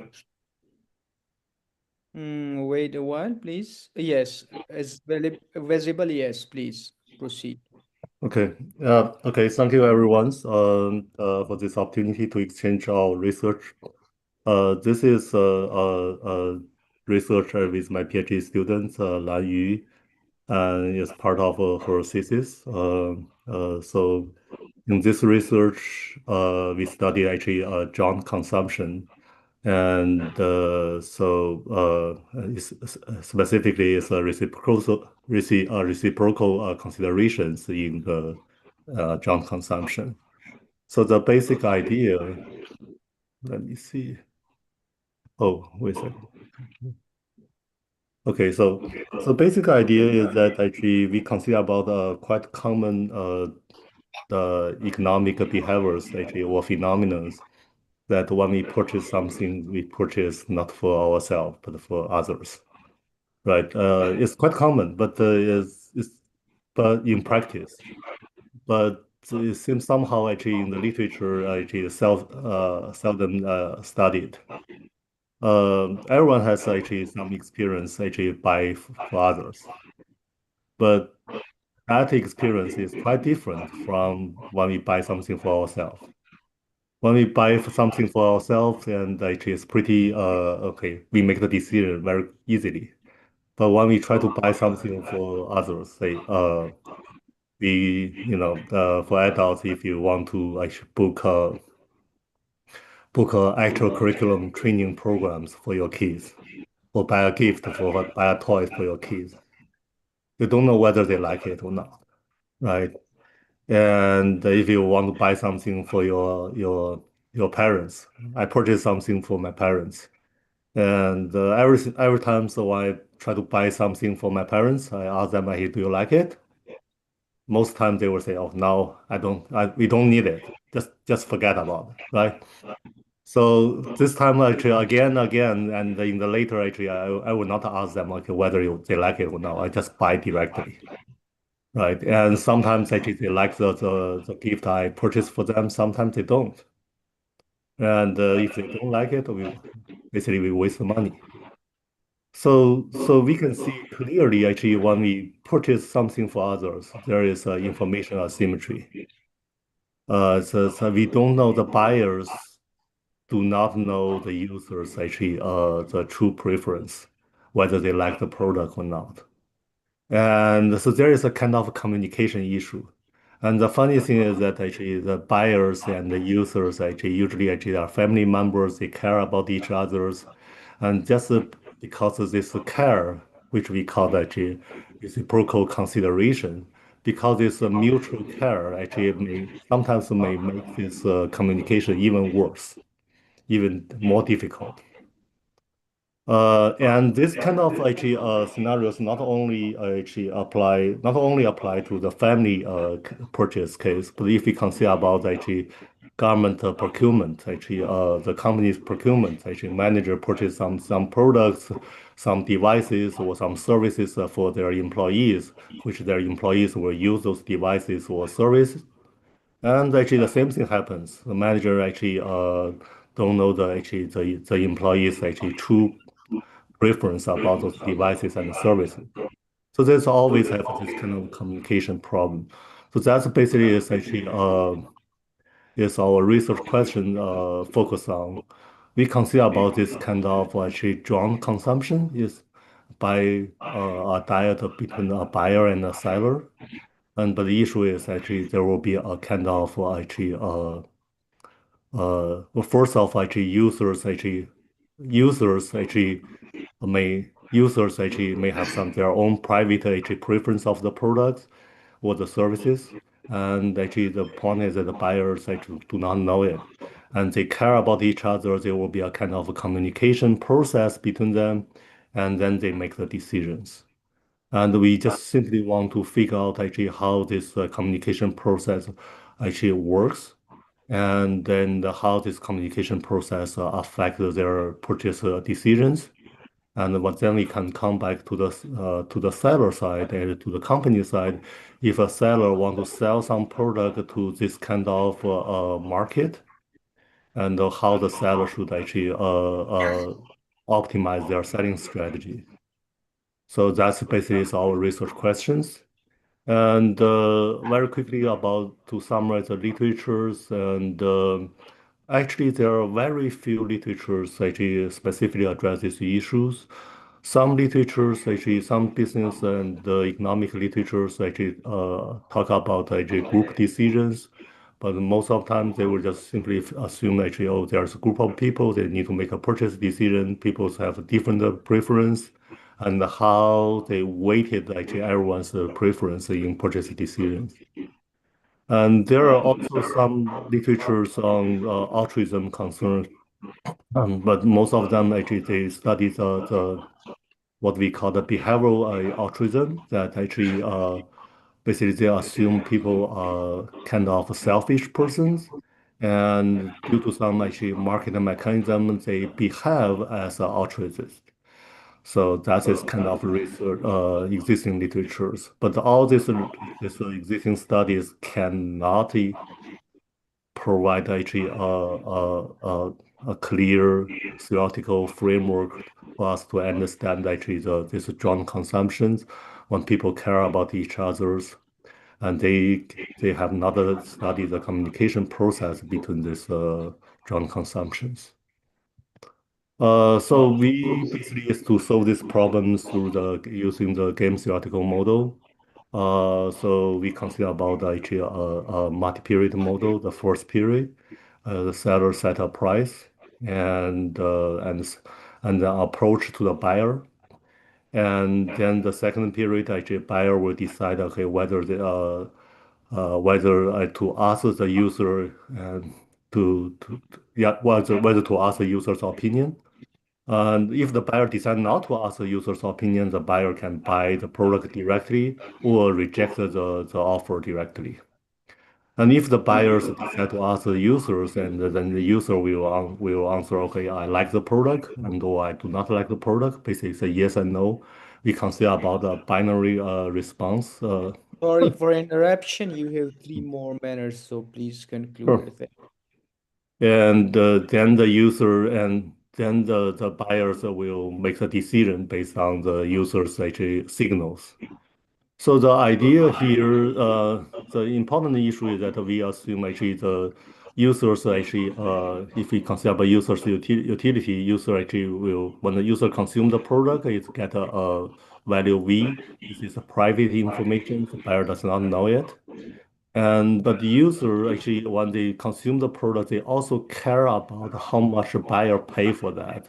So actually, the utility function is V minus beta P, and beta represent how much the user care about the buyers. On the other side, the buyers actually does not consume the products, but the buyers actually consider about actually buyers pay the price, so it's minus P. But buyers does not consume the product, but buyers care about how users consume the product. So it's alpha times expected of users value V. So alpha represents how much the buyers care about the users. So that's basically is actually the setup. So, and the issue here, the interesting part is actually if we consider the buyer and the users actually communication is a kind of what we call signaling games. User not necessarily always tell the truth. User sometimes if the user really care about the buyers, user may not simply say even they like the product, they just simply say no. So our results show that actually the different scenarios actually depends on alpha times beta. This is the mutual considerations among the buyer and the users. If a buyer and the user really care about actually each other very much, in that case, actually buyers will not ask the users preference, because if they ask, actually users simply say no, I don't want need the product. This is a kind of white lies. But if the buyer and the users actually care about each other less, and that's actually created the case with the buyer will ask the users actually whether they like it and follow the users' opinions. And based on that, actually we kind of calculate actually the sellers optimal selling strategy. And if the buyer and the user really care about each other, actually seller can sell the price really high and charge the buyers actually, because buyers actually just simply buy the product because the user lies. And in that case, actually the user total consumer surplus actually become negative. So actually in that case, so that's basically implies actually if you are in a family, actually you and your family members really love each other, you will be pissed off by the seller. So, and we have actually, due to the time limit, actually we'll just skip this part, and we have considered several cases and examined actually the buyers are setting, the sellers are setting strategies and the users, consumers surplus in different ways, and the different selling strategy if the sellers approach the user first, and we found actually, or if the user actually, if the sellers actually sell the product in advance and push the buyers to buy the product without other users. So that's basically is to summarize actually our research, and thank you for your time. Okay, bye. Thank you. Thank you so much. Thank you for sharing your research findings. And we are coming to the last presenter because many others already sent their video presentations, which we will upload to our YouTube channel. And some of the presenters are not able to present here live. So the last one is, Okay. yeah, 6 to 7 is the last one, Professor Chinley. Okay, so the paper ID is 62627. The title Yeah. is Navigating the Digital Age, a study on e-payment systems at a comprehensive university in Manila. The presenter is Dr. Brenda C. Cabil. Okay, Dr. Cabil, are you here? Yes, I'm here. Okay. I will share my PowerPoint. Yeah.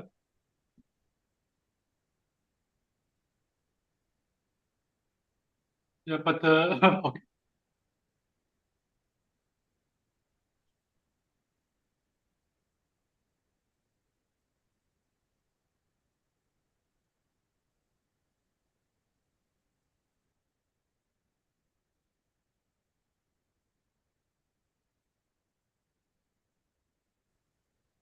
Yes, please proceed.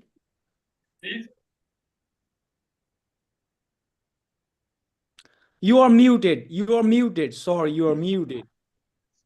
Okay, yes.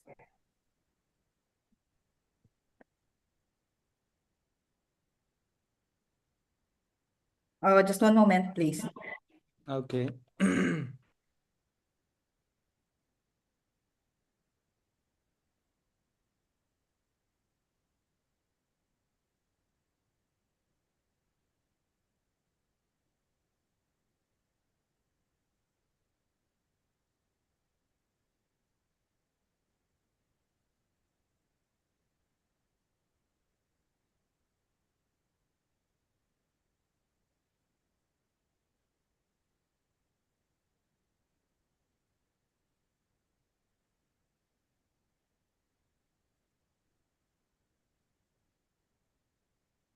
Brenda? Yes, she's coming. Okay.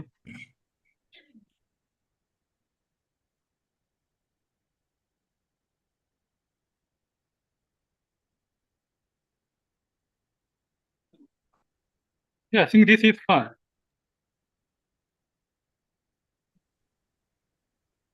Good day, everyone. I am Brenda Cabile, a student account supervisor at the University of Santo Tomas, Manila, Philippines. My research focuses in the adoption and efficiency of the e-payment systems in the higher education, especially in the Philippine setting. The title of my study is Navigating the Digital Age, a study on e-payment systems at a comprehensive university in Manila.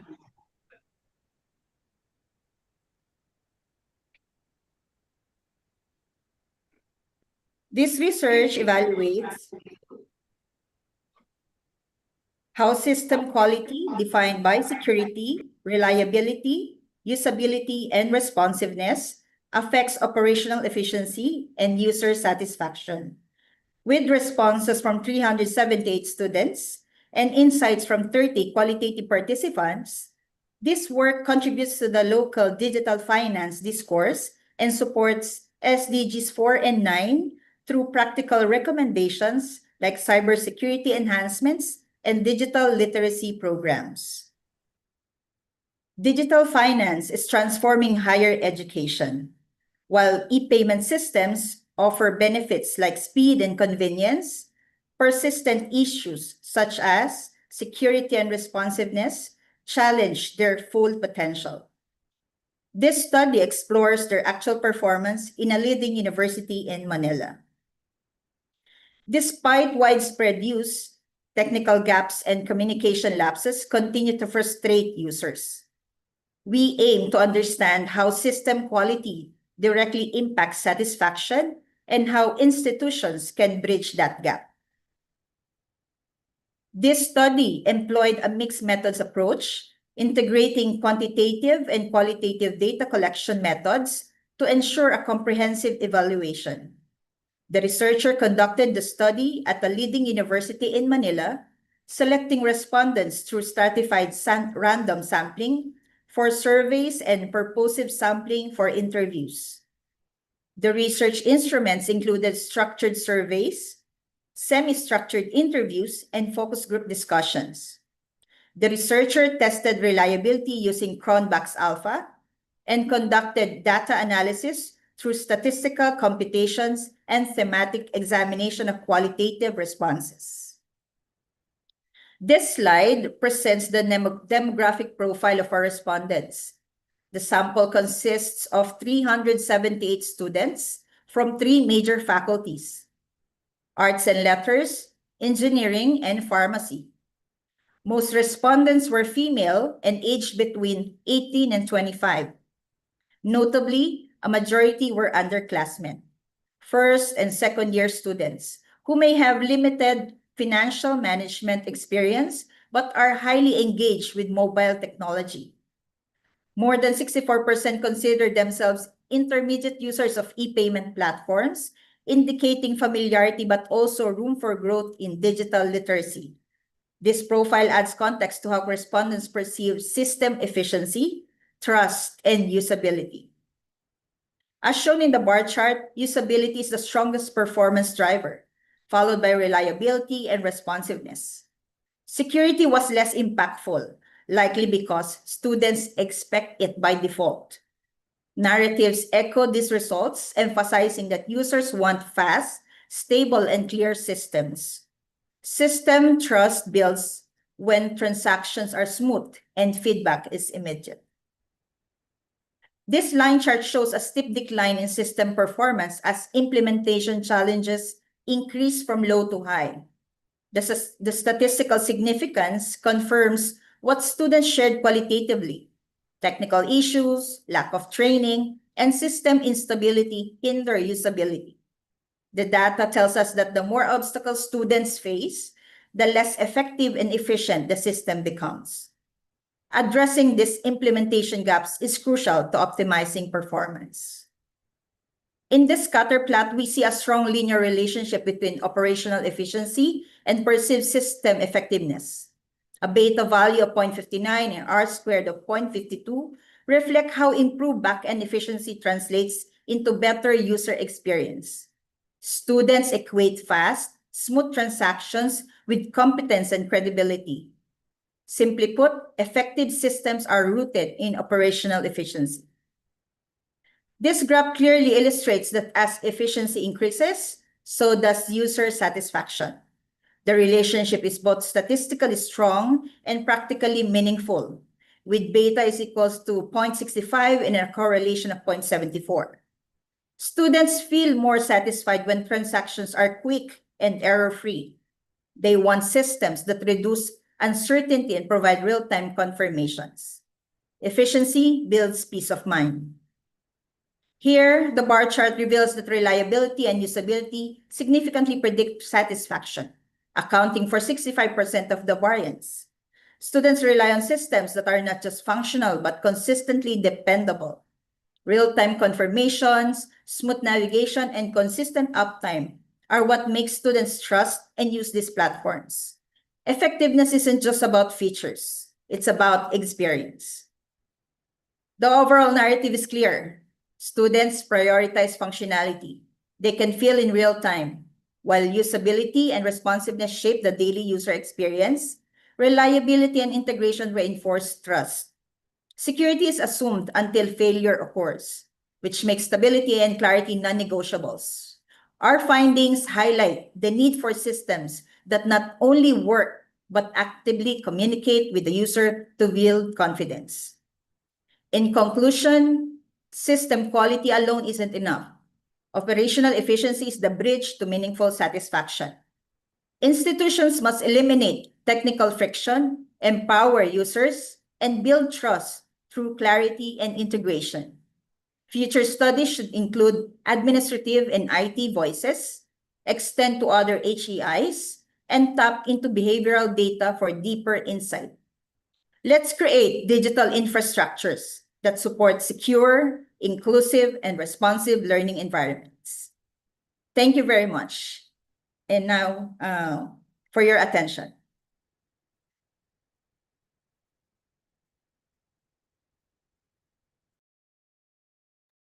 Thank you so much. Thank you for sharing your research. Yes, so I think that was the last one. And we are going to be open for Q&A. You're muted.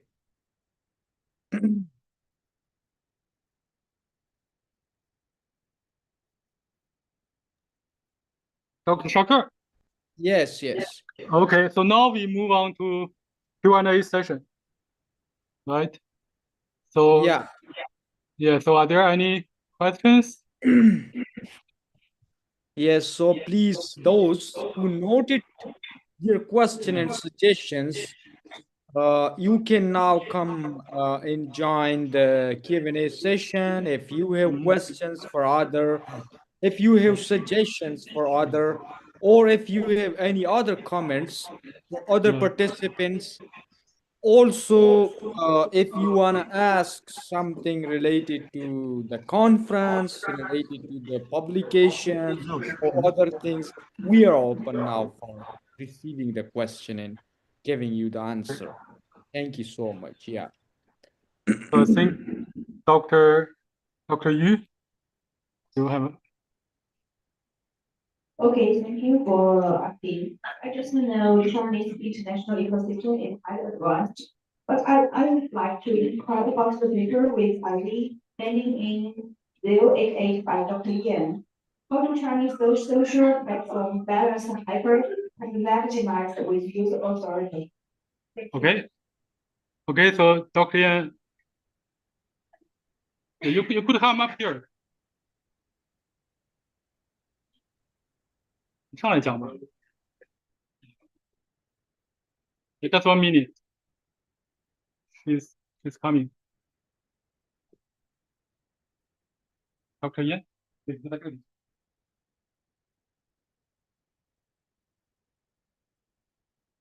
And thank you, Alina. And this tension is that at the heart of our innovation. Let me explain with two layered stages. And the first one is transparency controls. Platforms now let users view why specific recommendations appear. And the second one is ethical algorithms. Jingdong.com's trust score system rewards AI hosts that disclose sponsored content, reducing deceptive practices by 28% in trials. That's all. Thank you.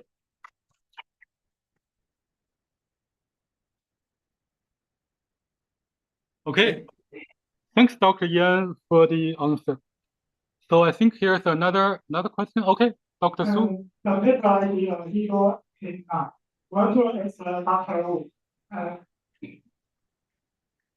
Okay, then come up here.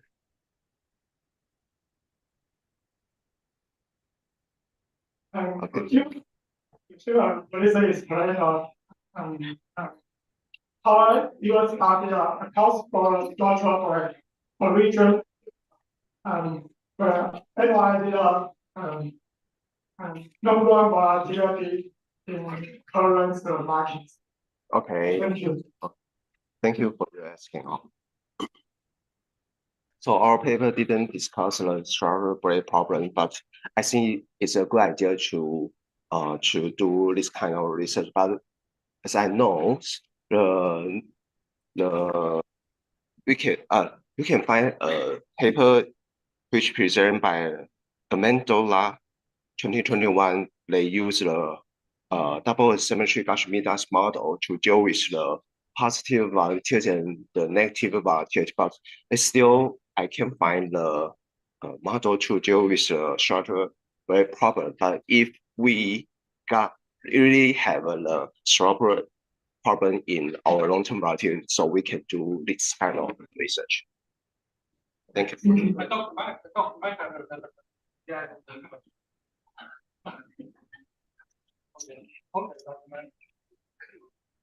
Okay, so you actually mentioned in your research that economic policy uncertainty boosts the Bitcoin investments in different countries, right? Yeah. So do you think that in developed countries, people don't invest in Bitcoin, but instead of the developing countries, in poor countries, people get more and more confident to invest in Bitcoin? Like you mentioned in the citation book in 2019, mentioned that gold, Bitcoin is better than a gold to invest. Yeah. So what do you suggest people in China should invest in Bitcoin or not? My suggestion, if you know the Bitcoin very well, okay, you can invest the Bitcoin, but if you can invest the Bitcoin, if you don't know the price pattern or other things. Well, this is a decentralized system in which all the systems run by trust. You know, you invest more, you buy more, the price increase. You sell more, the price decrease. There is no like owner, there is no goal, nothing.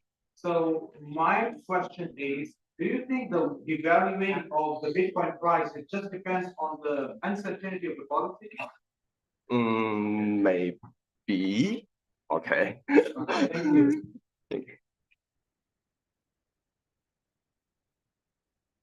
Okay. So, any other questions? Dr. Jiang. Yes, I think there's another question. Yeah. Transfer me from Dr. Jiang, from Dr. Jiang Shan. I think this one is for.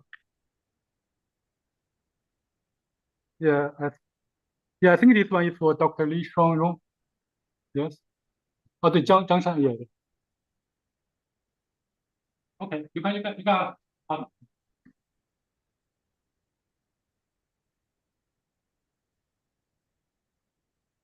Dr. Li, I'm Jiang Shan. I have a question to ask you. How should the article criticals of the details government in Congress be put into practice? Okay, thank you. Thank you. To answer this question, I think the way that we can put the principles of ethics into practice could be included in three parts. The first part is that we can do the cultural cultivation within the enterprise where we can advocate our employees to do their to obey the rules made by our enterprise. We need to help this culture being cultivated. And the second part is that we can include the ethic part in our KPIs in order to make our employees more available. And the third part is that we can enhance our supervision not only within our enterprises. However, we can also include our stakeholders like customers, outer NGOs, and even the government. I think by being more transparent, it will be better to make the ethics principles come into practice and come into reality. Thank you. Thank you.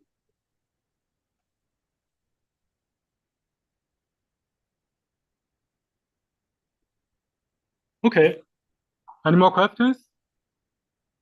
Okay. So if it is like this, so now we move on to No, the closing we have questions. We also have questions, I think. Oh, okay, let's do. We also have questions from the online participants. Okay, okay. Yeah, so online participants, if you have questions, comments, you can join the Q&A. And I have a question from 089 Chang Chi Wu. Okay. Dr. Chang Chi. Because in your presentation, I didn't see whether this was a research paper or a review paper, or how did you do that paper and how you conducted the research. Can you please tell us about the method section of your research? Open your PPT. Open my, okay.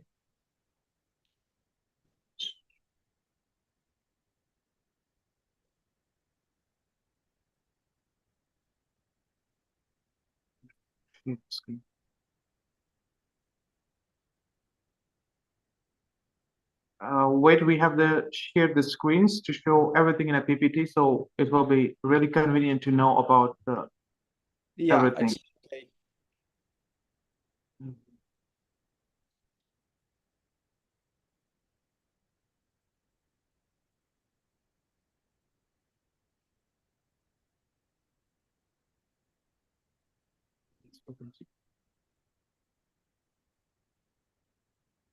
It's a sort of like mixed study, in my opinion, because we use the bibliographical studies to sort out different values from the different studies, and we mention about the different references. Like you can see on the data page, there's a reference from,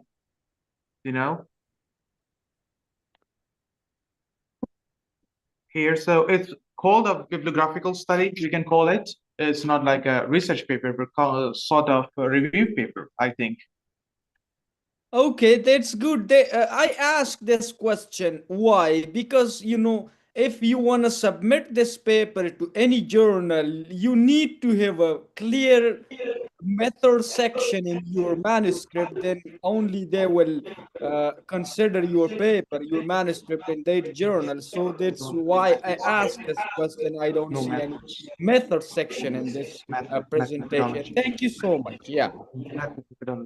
Okay, we will just upgrade it because the methodology slides are missing in it.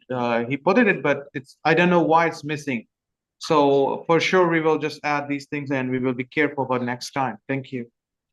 Yeah. So that's kind of important for any manuscript, that if you want to submit to any journal. Okay. There is almost the same question for 090, 090, 090, Yeah. 090. Li Shuangrong. Li Shuangrong, yeah. The same question and the same suggestion for you, that you need to have a clear mention of the method section in your manuscript if you really want to submit this paper for any publication purposes in any journal. Yeah. Yes, actually, in my paper, it is mainly focused on the theoretical model building now. The empirical study will need to be studied further in the future. So the main part of my paper will include the concepts and the theoretical models and our suggestion and my suggestions for reduce the phenomenon of this match. That is the current edition of my paper. And in the future, I think I will include the empirical study that including data analysis in my paper. But at present, the part of my paper only include the theoretical model building. That is the main part. Thank you. Yeah, thank you so much, and that's very important. That's why I am emphasizing on this section, because most of the researchers usually skip the method section, and then they face rejections, from every journal, because every peer-reviewed journal, you need to have a clear method section in your manuscript. Thank you. Thank you. Yeah, there is another question from my side for 084. 084 is an online participant. 084, yeah. The aesthetic traits of Chinese classical dance movements language.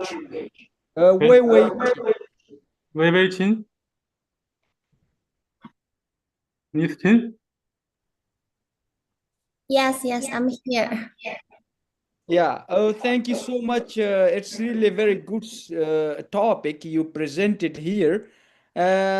Still the same question for you as well, because I didn't see any method section in your study, and I think it should be a qualitative study, but I don't know what kind of qualitative methods you adapted for conducting your study. Can you please explain? Okay, actually, in my article, I use the materials and method, and use the quality method, and use the phenomenology theatrical. So I wrote in my article, but this presentation is a part of the data analysis and the kind of the conclusion. So I will wrote a specific part for the method. Okay, thank you. So you want to submit your paper for publication? Exactly, yes. Yeah, okay, good. So you need to have like these things, in your manuscript. Yeah. Thank you. Thank you for the suggestion. Good. Okay, so there is another question for 627, the last one.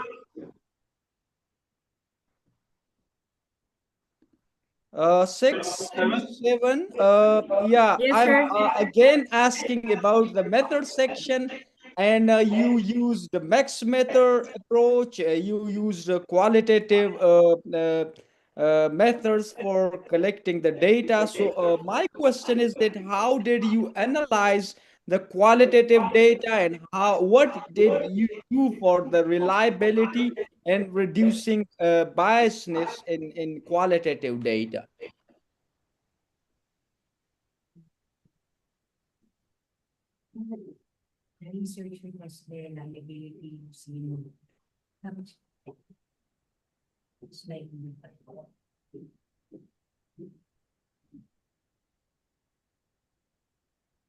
Can you hear me?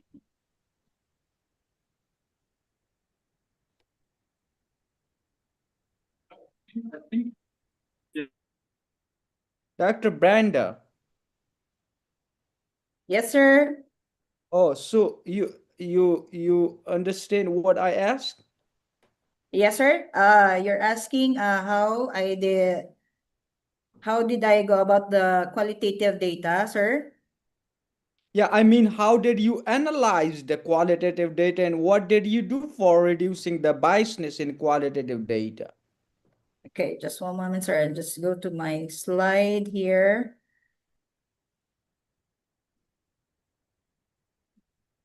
For the qualitative data,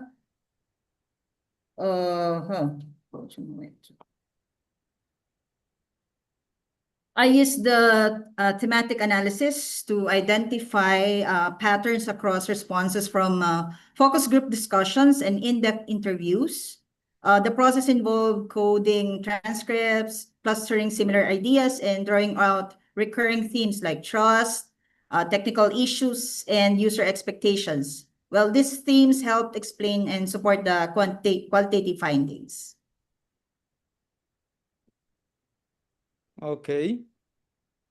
So, did you use some softwares or did you do it manually, like the analysis part?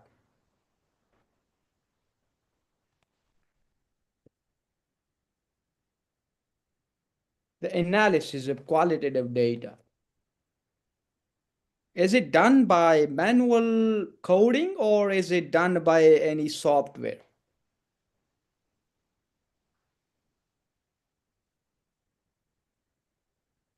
Just one moment, sir. Okay.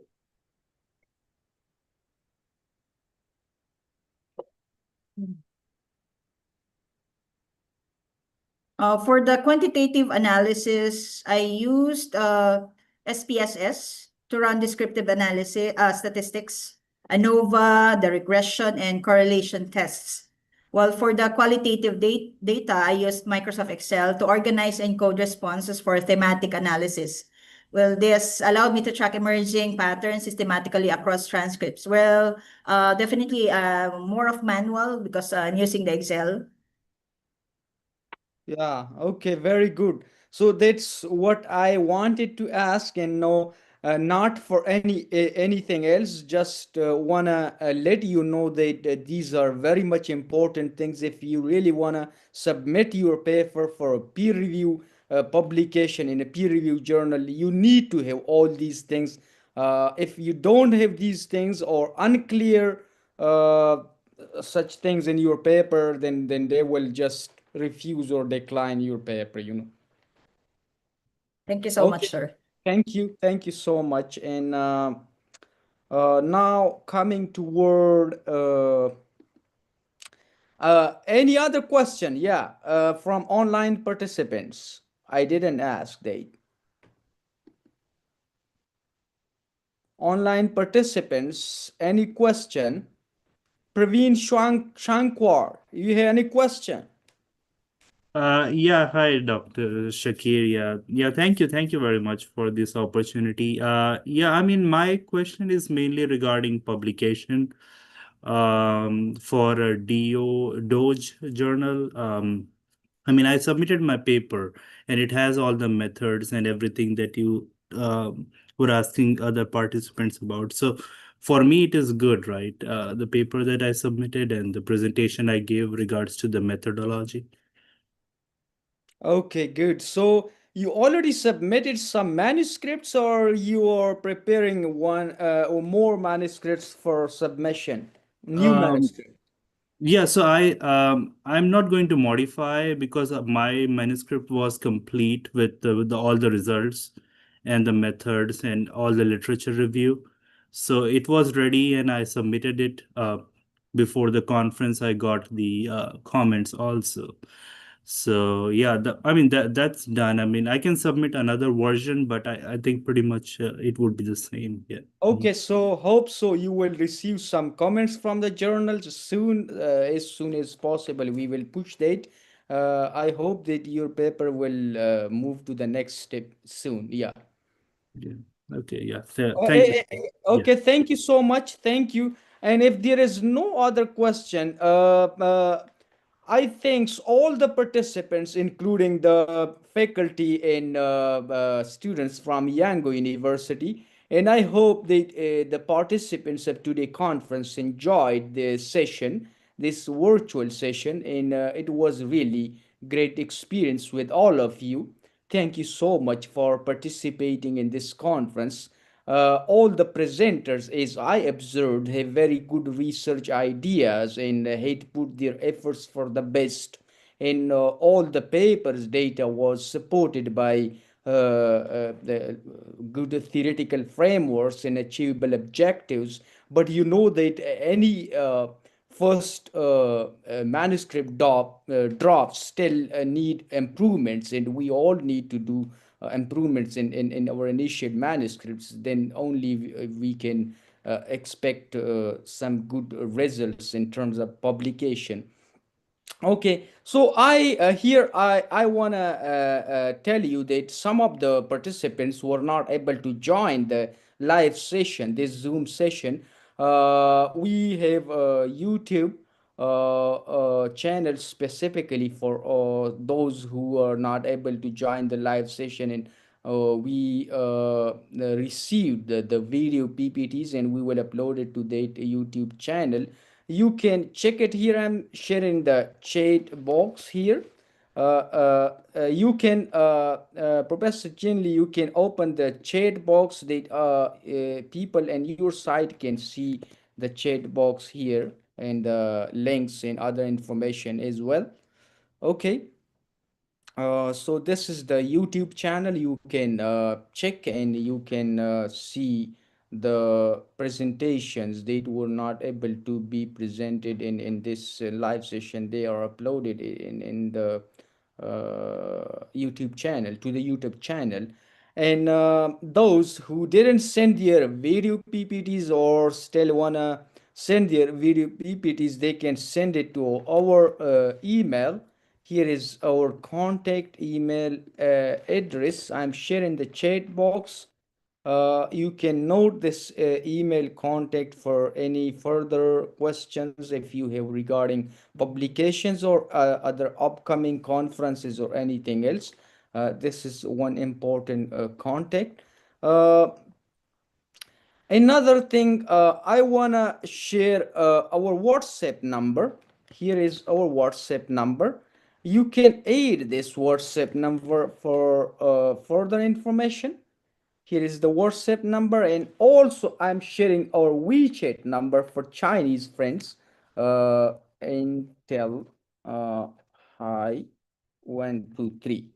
This is our WeChat. You can also add this WeChat for future questions or information regarding future conferences or any other academic activities organized by IIARP and Gluvento. And one thing more, I want to tell you that all the live presentations are evaluated by our respected session chair and other reviewers, and later they will announce the best paper awards winner presenters. So now I'm inviting Professor Zhang Qichuan to have a closing remarks and also announce the best paper presenters. Thank you.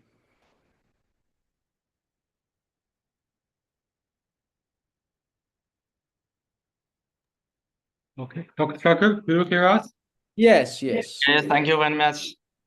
Distinguished guests, esteemed researchers and participants, it has been an honor for us to serve as a co-host at this inspiring conference. The quality of presentation today was truly wonderful. From groundbreaking research on digital governance and economic policy to innovative discussions on business and technology. Each contribution has deepened our understanding and opened new avenues for collaboration. I extend my heartfelt thanks to the organizers, participants, and my fellow speakers for making this event a success. Your dedication to academic excellence is commendable. Now I will announce the Best Papers Award for this conference. First one, the paper ID is 088, Chinese Social E-commerce Ecological Reconstruction and Patent Innovation Driven by Data by Yan Bingwen, Yangon University. The paper assesses by innovatively integrating data-driven insights to reshape Chinese social e-commerce, offering a normal ecological reconstruction framework. It combines rigorous analysis with practical implications for sustainable growth and industrial transformation. Its comprehensive approach and impact findings make it a wonderful contribution. Another one, the paper ID is 627 by Brenda Campbell, Navigating the Digital Age, a study on payment systems at a comprehensive.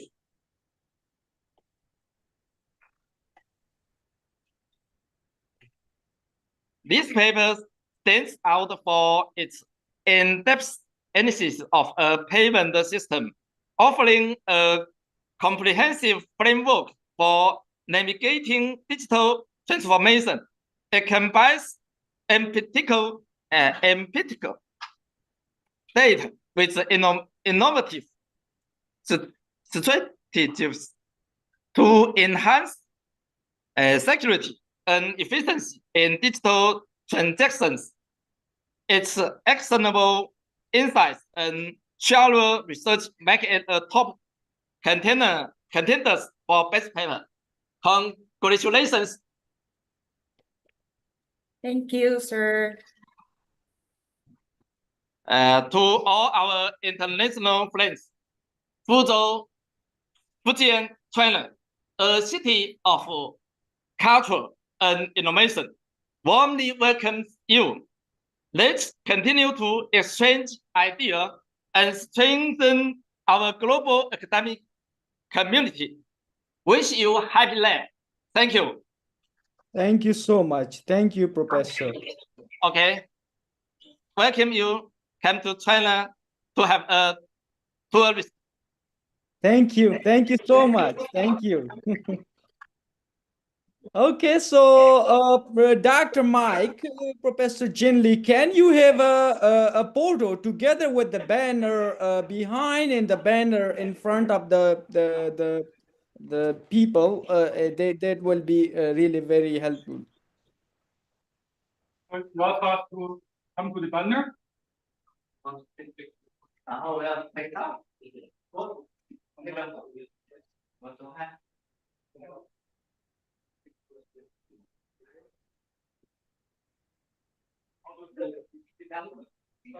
can stand here. We can make that screen bigger. Yeah, with this one. All the online participants, don't worry, you will receive your proceeding and certificates through your email. Okay. So we can stand here. We can stand here. Yeah, we can stand here. I'll show all the things. Yes, it's maybe bigger. How we do 这样可能能够。其实我可以把我的退出。You can make it big screen, bigger, full screen. This one? No, we can big screen, big screen, big screen. 多眼睛这个。Like this. Yeah, this one is also good. We can stand. Yes.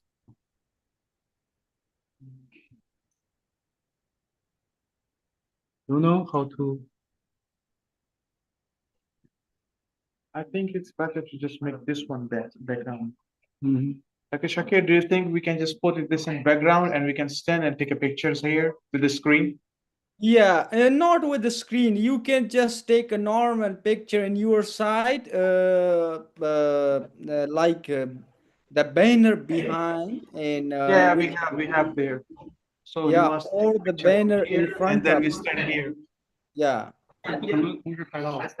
We stand here, oh, and take pictures one here, and then one pictures from here.这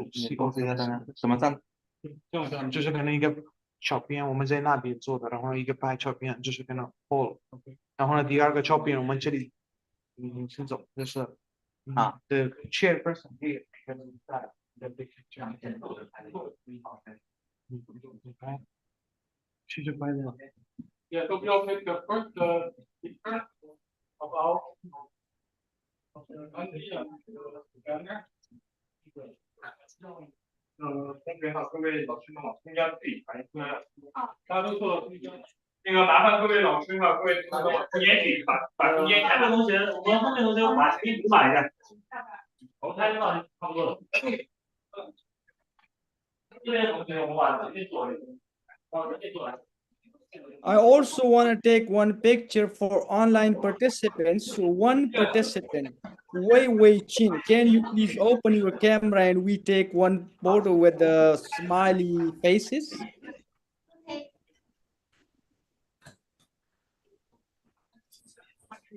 Yeah, please.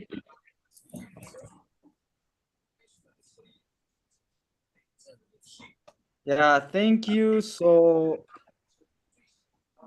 3, 2, 1. Okay, thank you.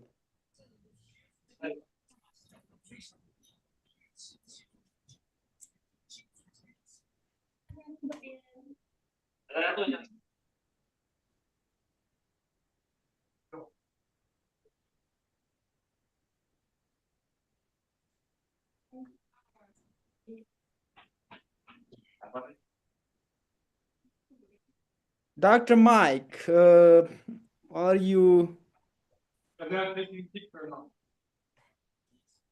What's happening there?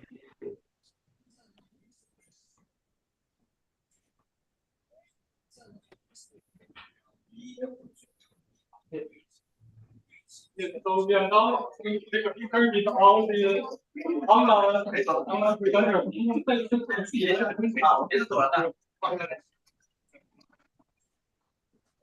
哎，这个应该调整一下，它这个这怎么来调一下？调哪个？这个怎么样把它都铺平了，就像那种啊，有没有那种铺平的这个办法？就来，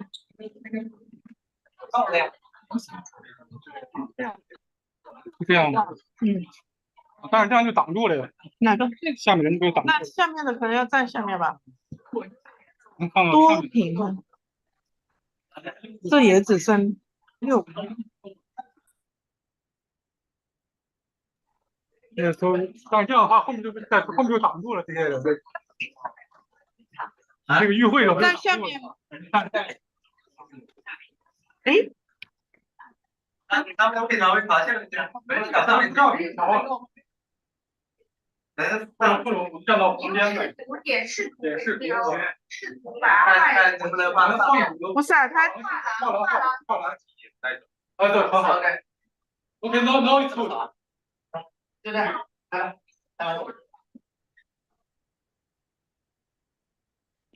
Okay, wait, they are taking one photo while we are here on the screen.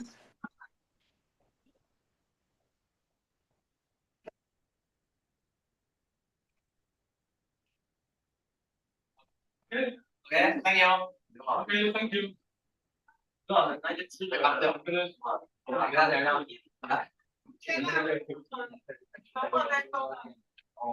Okay, Dr. Shaker and all the professors, So thank you very much for the conference and for the presentations.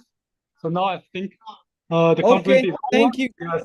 Thank you. Thank you Yangon so much. University welcome you. Yeah, Yangon University welcome all of you, and Okay. we are looking forward to the conference, like maybe offline conference next year. Yeah, sure. Thank Okay. you. Okay. Keep in touch. Yeah, keep in touch. Dr. Mike, do you have anything to say? So just, Yeah. Chairperson will email you about the offline conference for next year maybe. So you can correspond with our dean, Professor Chang, on email about he will send you the email about the offline conference. So if it's convenient, you could send him the details. Yeah, sure. We will be in touch. Okay. Thank you Okay, so thank much. you. Have a good day. Thank you. Thank you. Bye-bye. Thank you. Bye-bye. Bye-bye. Thank you.